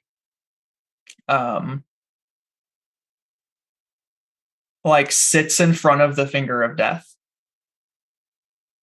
And or finger of God is what it's called. Finger right? of God, yeah. Yeah, she sits in front of the finger of God. And she kind of like reaches towards the hand but doesn't touch it. And then she pulls out her like data pad and watches the video of Till again. And then we just cut from there. Got it. Cool. I didn't So want to spoil the dramatic moment, but when you said that, I thought of the painting of God and Adam's fingers touching. oh yeah, that is exactly the image. That's the cinematography. That's That's awesome. amazing. Great. Yeah. Okay. Oh, that's great. Oh, I can imagine that so Yeah. vividly. That's really good. Yeah, we get the side shot of the mech, just like Yeah. its arms in Clouds for some stasis reason. reaching out. Yeah, that's awesome. Cool. So, you guys pull up to Orson Welles 4. It's a space station in the Demeter system where apparently the White Sun Brotherhood has carved out a small contingent of their people to have a home base in the system while they were doing their stuff. So you guys dock no problem. And Evelyn Akoto informed you of all of this, obviously.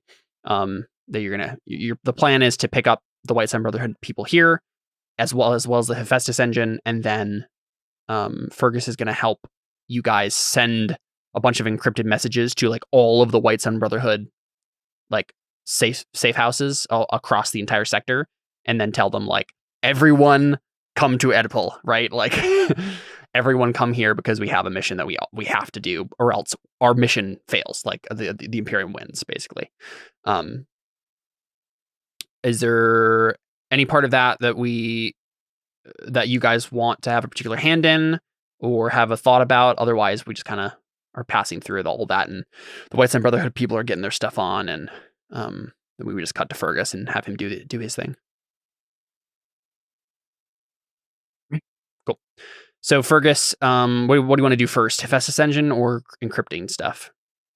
I guess encrypting. Yeah, that makes sense. Get the people going quick. Sure.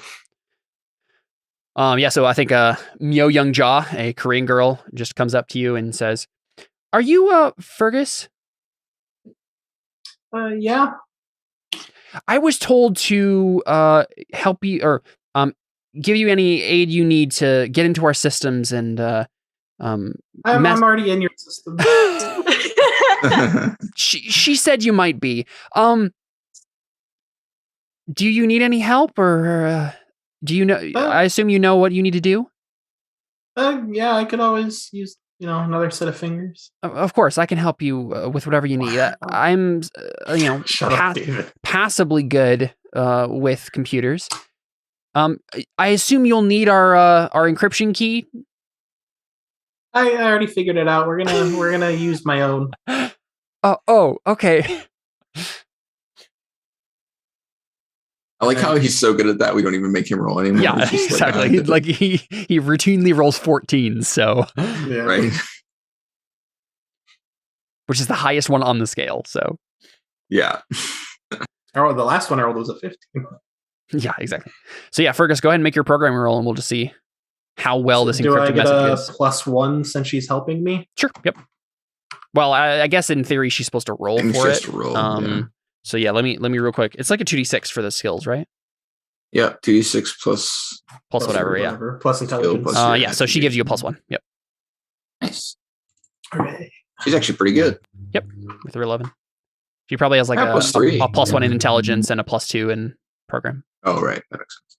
Holy you monster. moly. That is the Double highest you That's could the have gotten. highest roll. I think that's the highest roll we've seen. That is the highest roll we've ever seen in this game. So Holy crap. Fergus, you tell us. Crazy. Tell us how immensely awesome this is. Because you're right, the idea is you're encrypting a message that's being copied and sent out to all people in the known galaxy, like the sector, and telling them to come to this place. And it's going to be so encrypted that the Imperium won't be able to crack it. The main issue, like the main problem, besides the Imperium hacking it, is the time it takes to get these out to places, right? Because the idea is like it's carrier ships, right? You have to like send these with carrier ships to different systems and stuff. How does Fergus get around that sort of thing? How does he make it so fast that like they're going to get there really quickly? I think he's using the Till quantum hack method. So wait a second, Fergus, do you figure out somehow how to quantum hack beyond the solar system You've had it done to us so many times. To the other systems, like reach beyond somehow? Because like this is the thing. Typically, you can only have internet access in the solar system, and it's like the net is getting updated whenever, like the local net is getting updated whenever a carrier ship comes in. is there some way that you quantum hack and then reach beyond the system into the other systems? Maybe he adds telepathy to it somehow. Ooh, some sci-tech stuff. Yeah. Cool. I love it. Combine. Go on. I was just gonna say, there's technically like a company that owns all of the internet things in every sector. So you could have somehow like just hijacked their stuff and just had it, like basically like as though there was a system update, but it was just your thing or something like that. I don't know. Because I'm assuming that would take a ridiculous role, but you got a ridiculous role. I mean, the thing is, I don't think he even needs to do that sort of thing if he can quantum hack, right? If he can somehow reach beyond. Yeah, but I don't. I mean, yeah. Because at that point, he can just directly transmit it to their computers, right?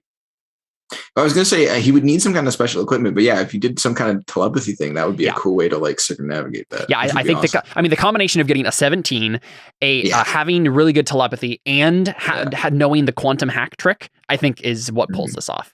That would be really cool. Yeah. So suddenly, that's awesome. Every single White Sun Brotherhood base gets a message instantaneously. That's the secret. There is no encryption. Exactly. There's no encryption because it doesn't need to go anywhere. It's just there already. Yeah. You can't intercept it. You can't intercept it. So Fergus, it's a pre-recorded message that Akoto sent. Do you add any of your own flair to it? Because you could like tack on your own message if you wanted to.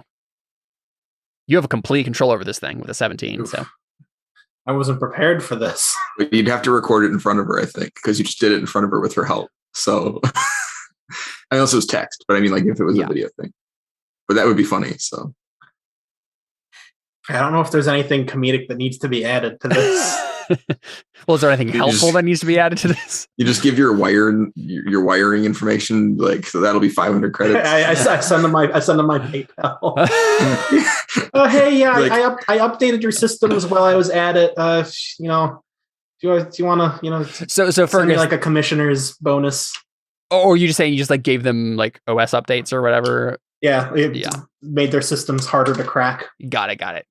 Sure. By super AI. Sounds good. Well, no one sends you money, but not even what? It's got to be a talk roll. Come on. Well, I mean, at the very least, you wouldn't be able to get it immediately because this is a trick you're pulling off for this thing. You didn't suddenly unlock instantaneous internet. He leaves a quantum hole to his bank account for them to transfer through. I don't think so. A one-way quantum hole. I don't think so. But either way, they're gonna they wouldn't instantaneously send you stuff. They would be like, "What is this? Like, why is this kid saying this to us?" I mean, there's a whole scamming industry that disagrees with you, but that's okay. Well, I don't think any of the White Sun Brotherhood has elderly people running their communications relays. No, I'm kidding. Yeah, no, that makes sense. Yeah. I was just kidding. Cool though, yeah. So they all got the message right now. They should be on their way. What do you mean they got the message right now? I sent them the message instantaneously directly. You guys can't do that.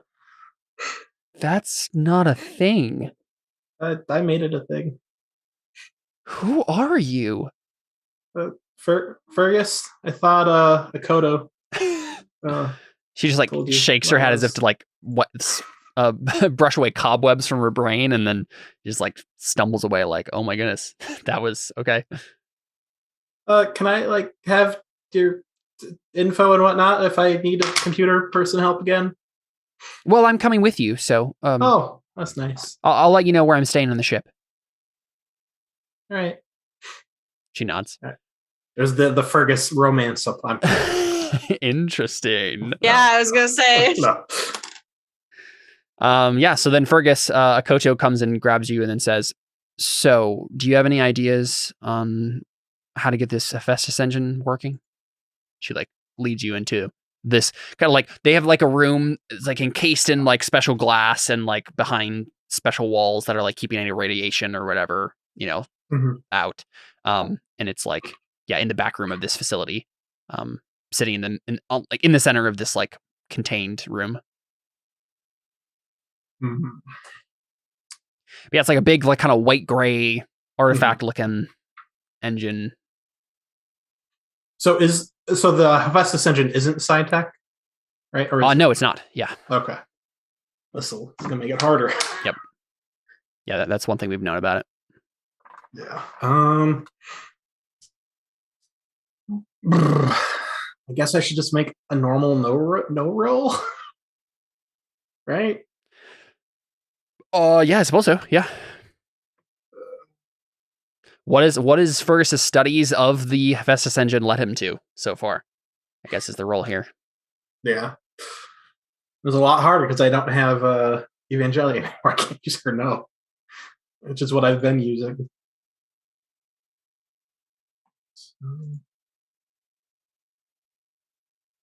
Yeah, not good. Yikes. Yeah, so this is where you come face to face with it, Fergus. You're just like, you know what? I don't actually know what I'm doing. Whether or not you let her know that, who knows? Fergus got a 7 on his no roll to know about the Hephaestus engine. Like this is like what is wrong with the Hephaestus engine? Why doesn't it work? Like what is his research? Well, he built a very temporary one that worked for 1 second. He also had, and that wasn't so much me knowing how to make it as feeding a bunch of nanites the information and then making them do it. Yep, exactly. Right. Plus, you don't have what's her name anymore. So yep. Yeah. And she's the only reason I got as far as I did. Right. With it. Well, without the god AI in my head anymore, I don't know if I can do anything with this one, but Kodo gives you a look.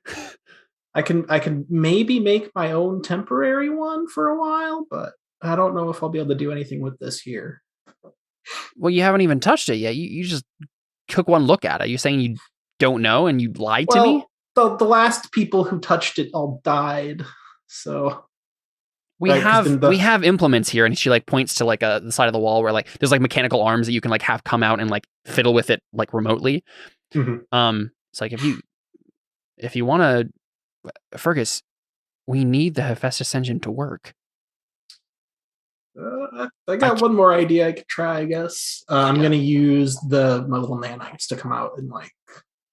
You're like, I don't need those arms. You just send the nanites If you want, I could look into its past and see what they did to it.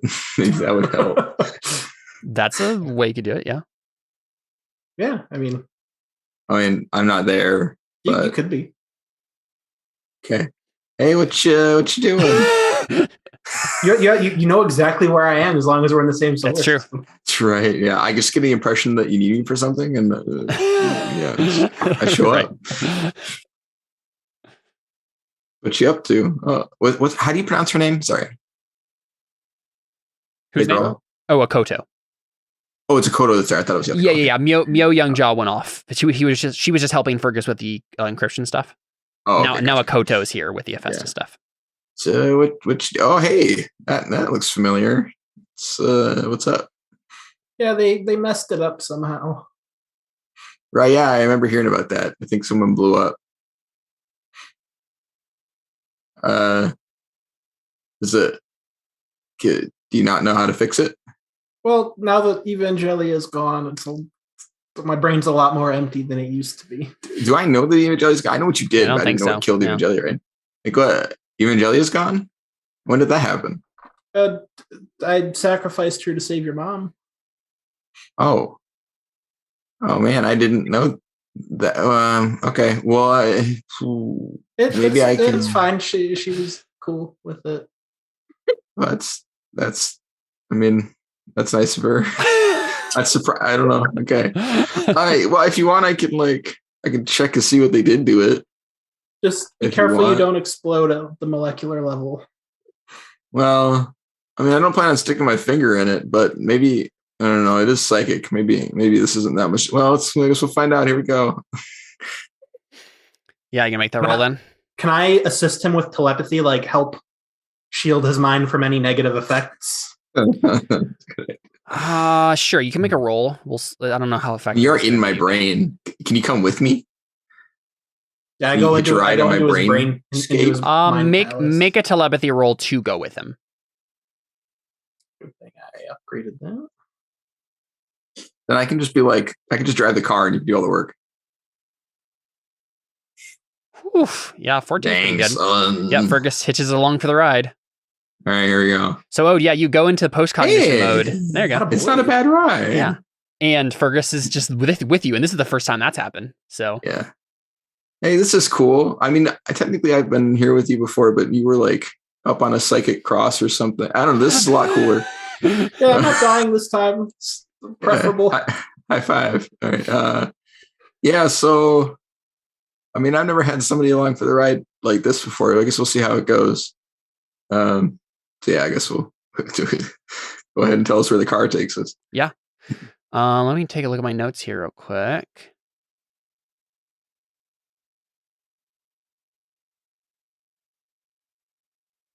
So you're specifically kind of like looking through what they've done with it so far? Yeah, I wanted to see if I could get an idea. And I mean, now, especially because he's here and I don't actually have to worry about knowing what I'm seeing, I'd like to just be there when things go wrong so that he can see what's happening, right? And like see maybe what they were doing to it when it went wrong. Yeah. Like, I mean, obviously the obvious one is when it blew up, right? That's the place I'm thinking of. So I think you're kind of just like quickly scanning through several of these scenes, right? I don't think we stick on any of them too long. We just see snippets. And yeah, you kind of see like it blowing up and then them working on it and then bringing it here in the first place. And as you're going through, you realize like, oh, our first assumption was wrong. It wasn't that the Hephaestus engine like stopped working. It never worked. As soon as they got it, it wasn't working. Like they couldn't figure out how to make it work from day one. And obviously, it's not like you go back in time to a different place, obviously, but like, right. You hear them talking about it at one point, and just you pick up the assumptions that like, oh, okay, so this is like they've just been trying to make it work in general. Right. Do you have any like particular things? Yeah, you want to look for? Well, yeah. So I'm actually like post-cogniting with the object itself, not like the place that it was. So could I try and push further in and see if I can find it before we got it? Like see what was wrong with it then? And it probably like takes some effort and energy. But yeah, I mean, I have 5 effort. The way back to Peter Botten. Oh, right. Yeah. What? Peter Botten's the guy who made it in the first place. I have 1 effort. I'll commit effort for the day. I was going to say, let's have you commit the effort. And I think you can push beyond that. Cool. Thanks. And so we see Ode concentrate, and then suddenly you're just like flying through space and time. And yeah, I'm like, hold on to your butt. I've never done this before. Yeah, following it. And it's almost for like a moment, you're just like in drive space outside of the spaceship that brought it here in the first place, right? And it's very trippy and weird. Like you see all these like weird, I like this a rainbow of like shimmering colors outside the spaceship, right? Do we see anything creepy and like mind melting? I don't think mind melting. Back at us from the void? It's awe-inspiring, right? Okay. More than anything. Like it's not. You're very safe in a post-cognitive vision. It's not like. Oh yeah, I was wondering if there were any warp demons hanging out or something. I don't think so. Okay, good. At least not near this ship. But you follow it back, and eventually you have a weird moment of like you're on the void's grace again, and like till you guys are talking to Akoto on the ship about the Hephaestus engine, and like it's probably just a moment like that's the thing that jars you out of this like backwards motion you're doing is suddenly you hear Till's voice and you just stop. Oh yeah. Right? And then you hear him just like he just has his arms crossed and he's saying something about like, how do we know we can trust you with Hephaestus engine? Right? Something like that. Talking to Akoto, and Akoto is handing out her flyers. Like, are you sure you don't want to join the White Sun Brotherhood? Yeah. And you can stay here if you want, but you know that you can push even further. Yeah, I look at Fergus. I'm like, sorry, I don't know why I stopped here or why it stopped here. And then I like, try and make it move. Yeah. And you get all the way back to Peter Botten, right? So you see this like quirky, weird looking scientist dude in his like grimy, messy apartment filled. It honestly looks like Fergus's bedroom, filled with random tinkered machines and all that stuff. Right. And you are, following its history back, and you're waiting for the moment where like you're seeing him walk around the room really frantically, right? And like doing all of his things, but you're waiting for the moment where he starts like we see the Hephaestus engine like be dismantled and like him build it for the first time, and it never comes. suddenly you move past it and you realize that Peter Button claimed to have built this thing, but never did. He actually got it from somewhere else. And you follow it even further back in time. Oh boy. All right. Yeah, I'm like, I've never been anywhere near this far back, so I don't really know how quickly. Yeah. Sorry. While we're there, are we able to interact anyway at all with the? Well, Ode was at one point. I don't know how. I have a psychic technique called Mind Walker. I think we made this up. When the psychic is observing a post-cognitive vision, they may commit effort for the day, which I can't do now because I did it already. I only have one effort. To gain the ability to interact with individuals in the scene. Nothing done with the vision has any effect on what actually happened, though telepathic interactions have the potential to be an exception, which is how I saved you from dying. Yeah. Individuals within the vision only know what the individual would have known at the time, though actually being able to extract that information is dependent on the quality of the post-cognition role that initiated the vision. Very nice. Would I be able to read his mind? Right now, you could try.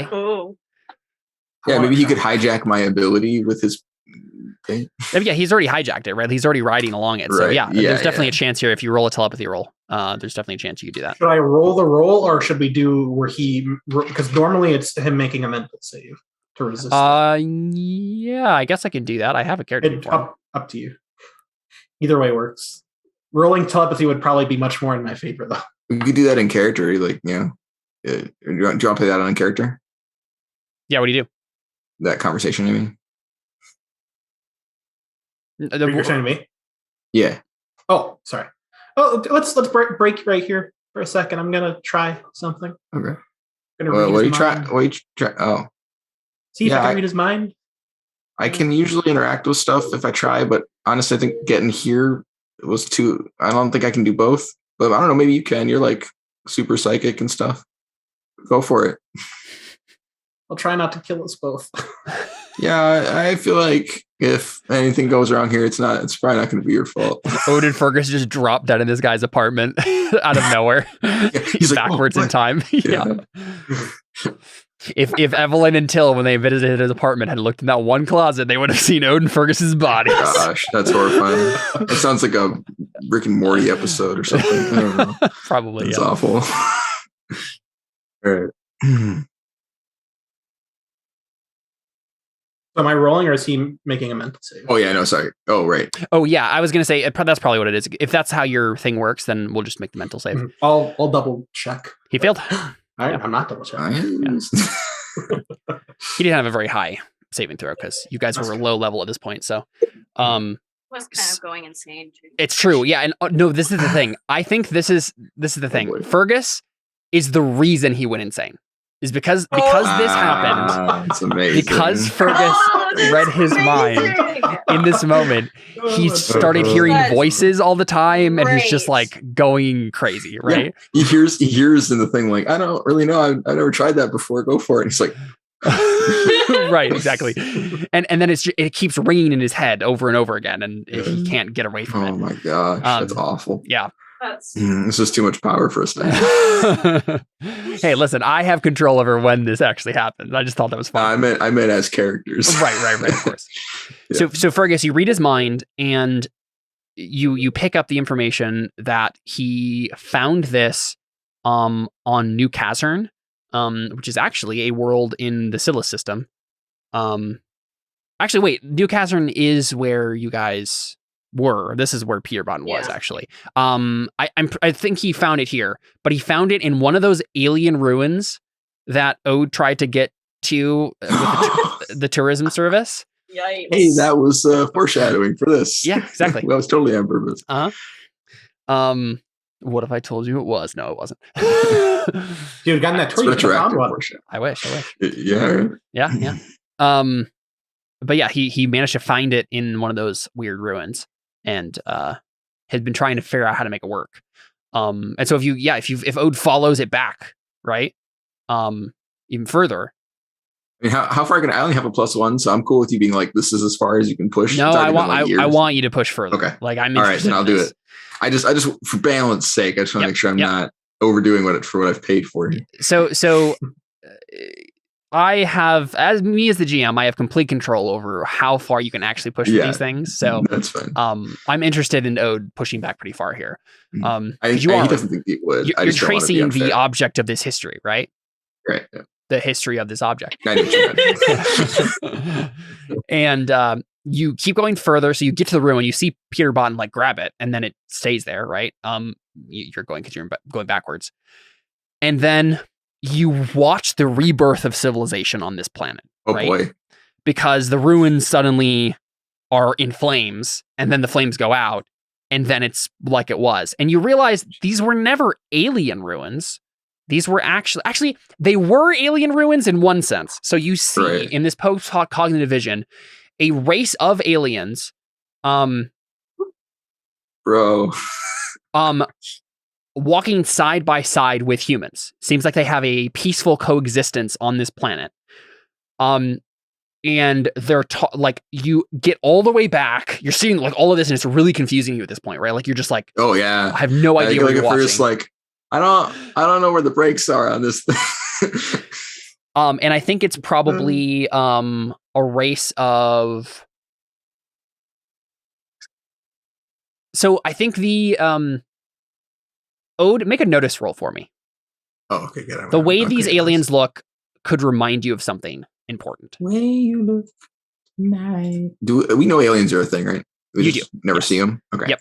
There actually is a race of aliens in this sector on the planet of Eto over here. What? What do they look like? They're like giant hulking kind of black scale reptilian sort of things. Oh, okay. They're primitive, and they're kind of like quarantined from the rest of the sector by one faction or another. But they do exist. They do exist. Okay. Cool. So with an 11 Ode, it immediately the way these aliens looks immediately reminds you of the chassis of Sample. Oh, that's terrifying. awful. Caleb, hey, Fergus, does that look like Sample to you? That looks like Sample, doesn't it? Kinda. Fergus's eyes widen and he tries to touch one. Hey, I don't know if that's a good idea. It looks at you. Okay. Does it stop me from touching it? I will turn this car around, Fergus. It doesn't stop you from touching it. Like, where do you touch it exactly? Just whatever is closest to me. Yeah, like try to like brush its arm, and it just like stops, looks down, and then looks up at you, like meets your gaze. And the human he was like walking next to in this like perfect paradise city, like garden city, looks at him and says, "Are you okay?" And the alien is like looking at you, Fergus, and it says, "What do you want to know? Why are you here, traveler?" That's not usually how this works. He's talking to you, Fergus. He's looking directly in your eyes. Yeah, when we talk to people, that's not how it works. This is bad news. Well, I was not expecting this. How do you make the Hephaestus engine? What's the secrets? We need to know for the safety of all life. Do you have a brother named Sample, or like a distant cousin? Fergus, go make a talk roll. I'm good at that. You are good at that. Oh, I forgot you're good at everything. He's not good at everything. I have a couple particular niches. I mean, you're good at killing things. We just happen to need often. You're good at hacking. You're good at talking. And he's good at psychic stuff. Yeah. Mechanics, I think, isn't on that list. That's about it. And I can't fix. I have -1 at fix. Yeah, that's it. Yeah. Which is why he's not the best person to actually do the Hephaestus engine stuff. Right. Yeah, that's fair. The only reason I was good at as many things is because I had Evangelia. But now I don't have her. It's all. I mean, honestly, the mechanical stuff's the only thing you've lost, and like some psychic skills were a little better on her end. That's about it. All right. You're basically intelligence based, Caleb? That's charisma. No, I think it's charisma. Pretty much always. Dang. Otherwise, 10, what would you use? that's not bad. 10 isn't super bad, but this is also like a super high technology alien, super god sort of Since thing. I touched him, can I turn into one of his kind? Oh, they're synthetic, aren't they? Like physically synthetic. Yeah, they're a physical alien. Yeah. Yeah. So you can't. Oh, like they're But they're not No. biological, right? They are biological. Oh. So I can turn into one. There's That's a no genetic indication. level. So the sample's chassis just looks like the same body shape and the head shape. Like it looks like so what sample was like his chassis was based off of what like these aliens maybe look if these aliens were to build a robot, Exactly. maybe look like them. Yeah, Yes. cool. Can I get a +1 if I change into one of them? Yeah, we're cruising through time, and he's like, I don't super think Fergus has the ability to grab a skin sample from this thing in this post-cognitive vision. No, sorry. I mean, it doesn't need to be permanent. It just needs to be long enough for me No, to scan. I don't think so. Could he do it from a psychic impression? Well, you could try to make yourself look like it just in general, right? Because that's something Fergus can try to do. It's just not going to look very good. Either way, I don't think it's going to affect. Basically, what I'm just saying, I just don't think it's going to affect the roll at all. Okay. So with a 10 though, he or she or it or whatever it is, right? Looks at you, and I think they have like kind of like light green skin. Again, the kind of bulbous head of sample. Let me grab his sheet again so I can remember what it actually looks like. Hey, when you said collapse of civilization, do you mean the Scream, or like just the blowing up of the city? Yeah. The collapse, the Scream. Yeah. Oh. You have Wait, gone. what's this engine past- called? This. It's a lot more significant than I realized. Yes. Oh. Okay. So wait, did the Hephaestus engine cause the scream? You have no indication that would be the case yet. I mean, Or was must have, it right? what helped rebuild after the scream? You haven't seen the Hephaestus engine. I mean, it must have. I though, thought you because said it was no, not No, able to you're right. get You're right. here. He's following the object back. So for whatever reason, I think this alien must. It's the Hephaestus engine's parents, and so I've traveled into past its genealogy. That's the thought I had. Oh. I'm trying to decide because the Hephaestus engine would probably be around at this point. I'm just deciding. It could also even be just like he has a piece of it or something, right? Like it's not been built yet. Maybe he just has like a core. Yeah, something like that. Let's say maybe that's maybe what him and the human were talking about, right? He has like some sort of core that's like going to end up going in it or something, or some important piece that they're talking about. And I think things were going so fast by the end there that Ode just saw everything as a blur, and then suddenly you're here, right? Right. But yeah, so Bulba's kind of looking face like this, but like I think like a light. This guy at least has a light green skin, and I'm imagining the alien's wearing kind of similar to like what the Kaminoans in episode 2 of Star Wars were wearing, like the kind of like white robes, large sloped kind of back thing. I don't know how to describe Like halo-ish thing made out of fabric. made of fabric, kind of like hoisted up behind their head, that sort of thing. But yeah, so he looks at you and you said, we need it to save the galaxy or whatever. And I realize he probably doesn't know what I mean by Hephaestus engine, so I send him like a telepathic like kind of image of it, image of what it is and does.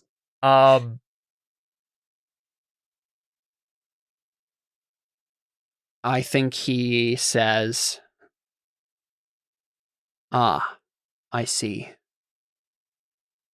The tension on you and your companion are stretched beyond your capabilities, pulled taut like a string.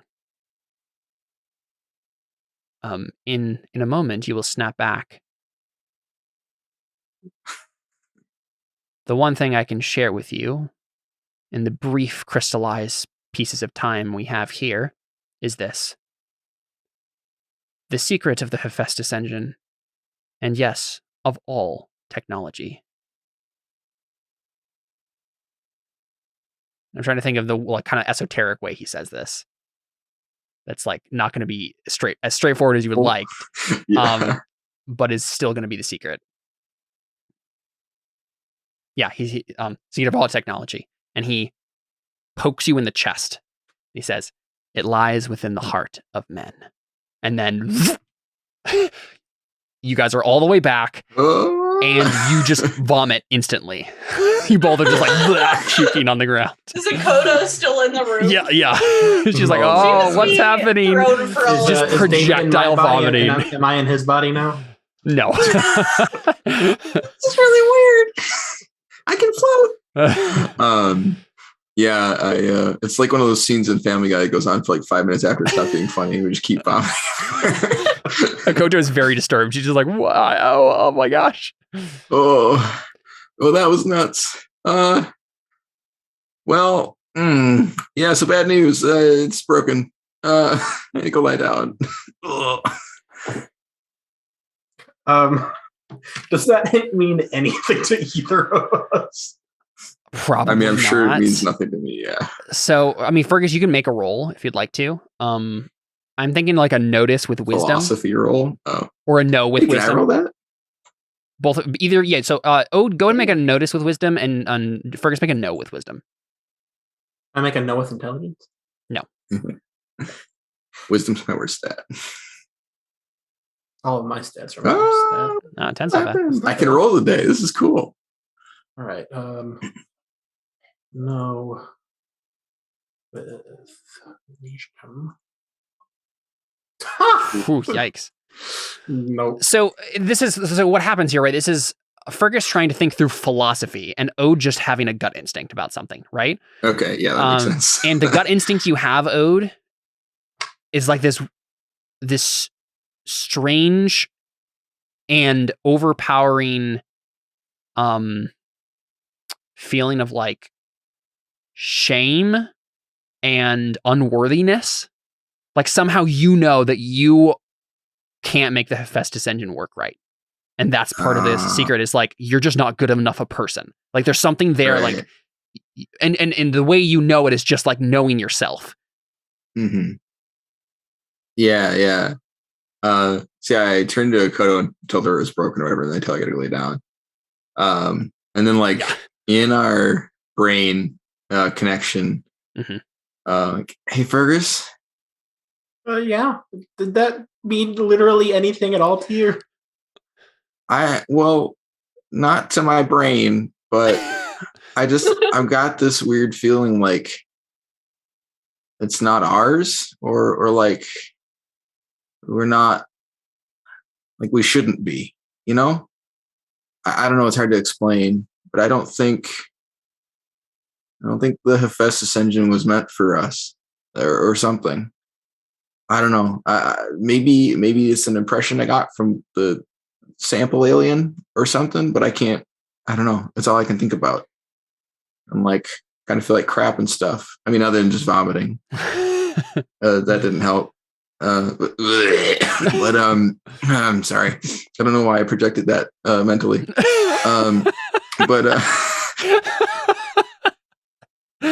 Yeah, I think maybe we should just, I don't know, use the one that you used that blew up when I don't know, use your temporary versions. I don't think this is gonna work. We need Thor. He's the only worthy one. I mean, I have a couple things I want to try, but that's definitely the vibe you're getting, Ode. I don't know how much of that mythology has, or whether or not that was actual mythology or Marvel mythology. Right. But like something like that is definitely what Ode would actual cling on to. Yeah. Yeah. Well, and I think Ode also is like, I'm not a great person, but most of the people that are involved in this that we know were way worse. And so like if like Fergus and I can't do this, then like no one we can bring this to right now can, except maybe like, because I mean, he's also assuming there's psychic stuff involved. Otherwise he probably would be like, oh, my parents could do it, but they're not psychic. Wait, one of them is kind of psychic now. Right. Your mother. Yeah, one of my assumptions was actually like, oh, if Fergus still had Evangelia, maybe she could do something because she, like, kind of a god. But I mean, she was a person, right? She is. She still is a person. Like she's just now transcended humanity a little bit in some weird ways. Well, and now my mom is kind of like part of that a little, right?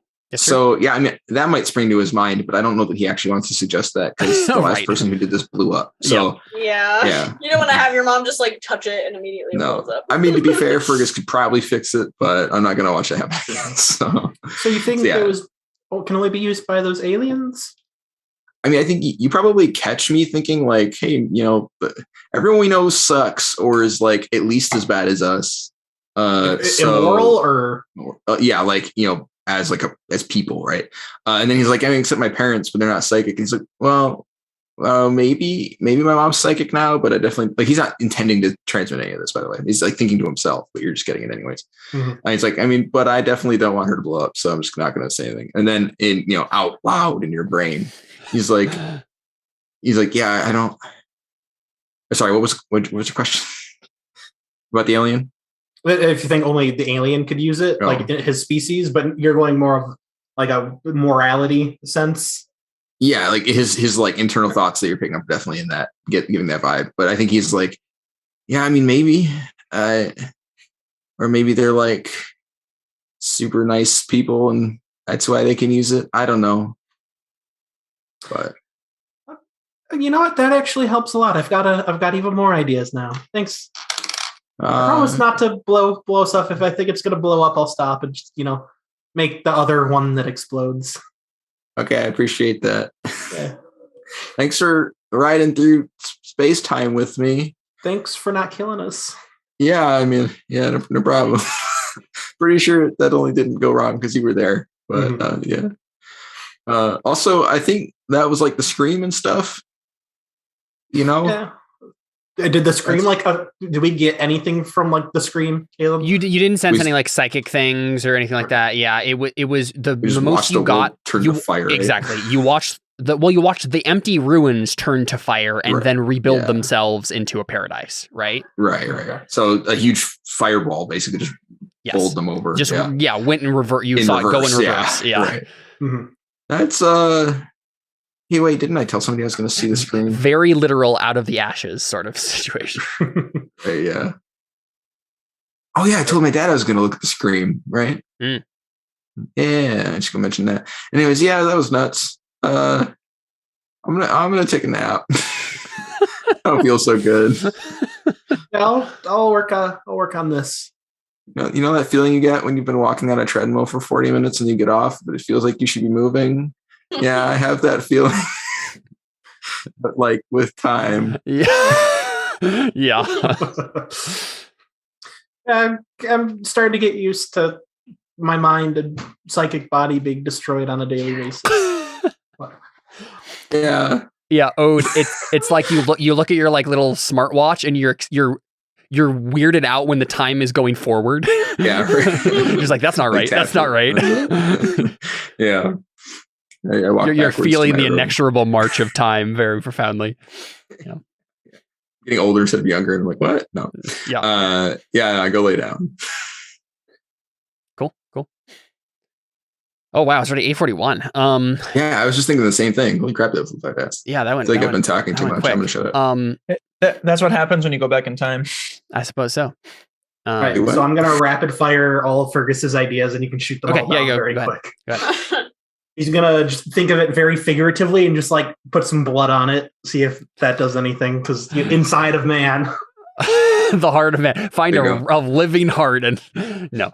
Well, all blood goes through the heart. I know. Just putting blood on it probably makes it explode. But I mean, you can do this with like remote arms and things, right? So like you definitely cause damage to the container. Chamber. Yeah, the containment chamber is damaged more, but like you aren't in any danger there. But that was not a good idea. Like that was bad.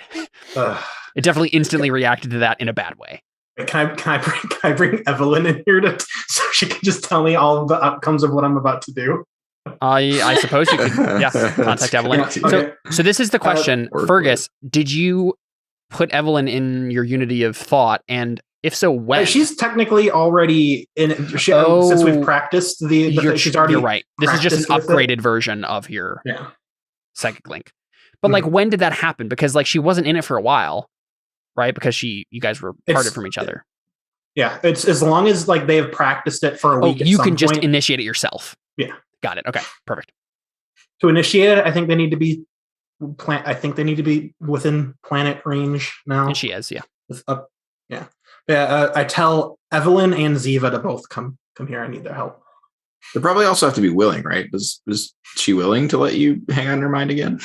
I assume, but I mean, if she doesn't want to, she can roll a mental. Yeah, that's save. true. Up to you, Evelyn. You feel Fergus pressing on your mind. She's knocking on the door.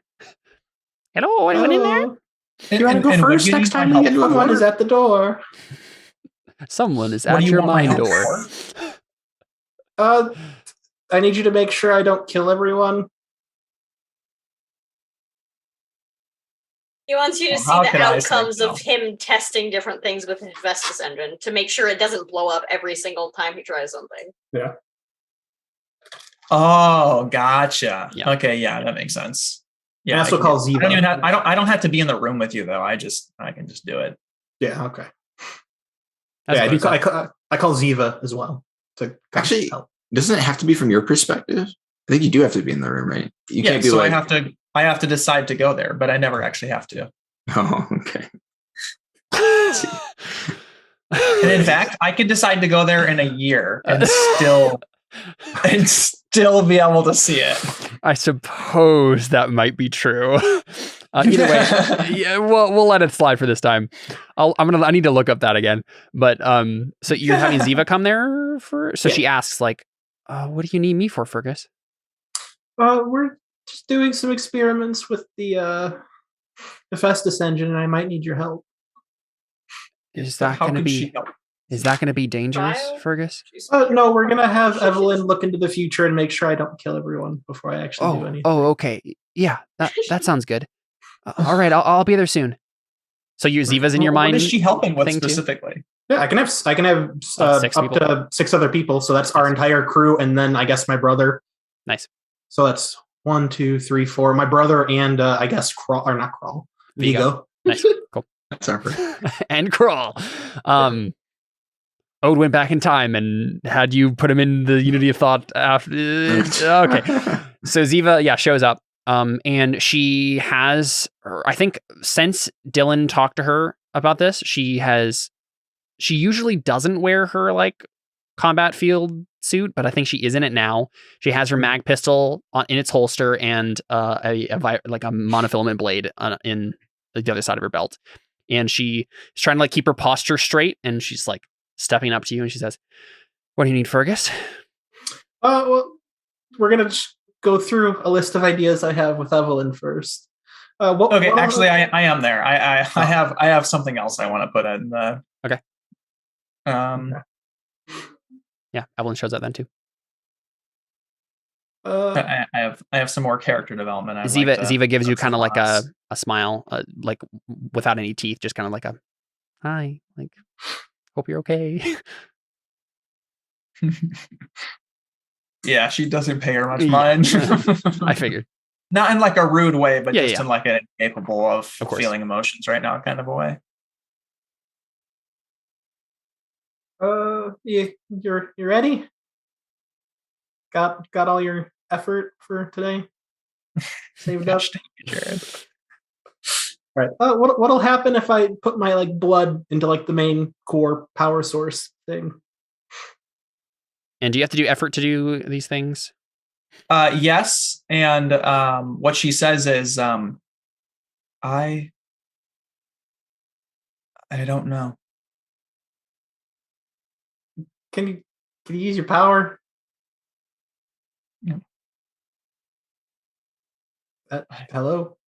I don't expect you to have all the technical knowledge of a pre-scribed here piece of technology. Ziva's like frowning at you, like, what's wrong?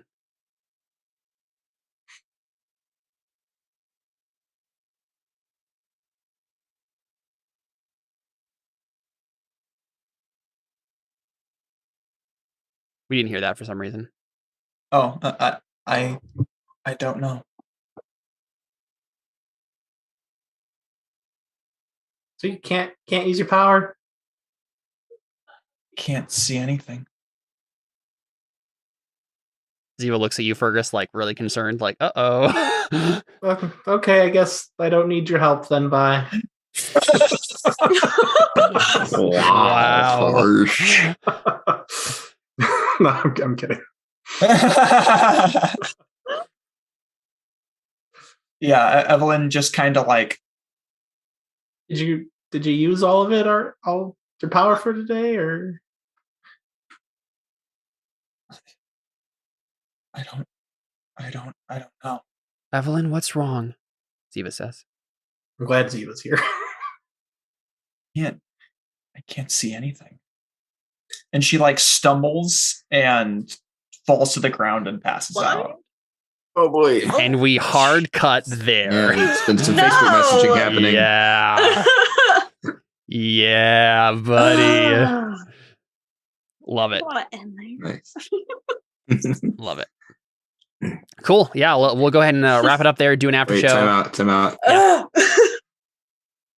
think Ode's trying to roll something. Okay, now we can. Very good. Ode kills everyone, I guess. I didn't get to shoot anything this session. So Right, of course. he had to prove he could still roll 31s. Yeah, wow, that was a good roll. I only rolled a 12 though. Wait, yeah. wait, guys, wait. I have to roll something new too. Okay. I need to find out what it actually is. Let's scroll all the way to the bottom. All right. Slash roll. All right, 30 damage. Let's go, boys. What? To who? To what? It's Evelyn. What? Why? Everything? Okay. That's my new ability. 9d6 mental damage. Oh, There you I was go. like waiting for something else besides yeah. the number. It's like, why? How? Okay. 96 brain attack. Interesting. Nice. Yeah, so great. I'm definitely excited about this season so far. I'm totally fine with us going slow. I'm hoping that we can get another like around 14 to 16 episodes out of this because I think it will feel the right amount for each arc then, and it should be able to kind of tie up in the right way. I as much as I'm complaining about the time it takes to travel to all these places, I am actually interested in doing that myself. Not necessarily doing like a whole. Scenes we need to do. Yes. There's a lot of scenes, and I'm fine with us taking our time and going through them one by one. So, I was very happy with the session. But let's go ahead and end there and do an after show. All right, we're done. Adios.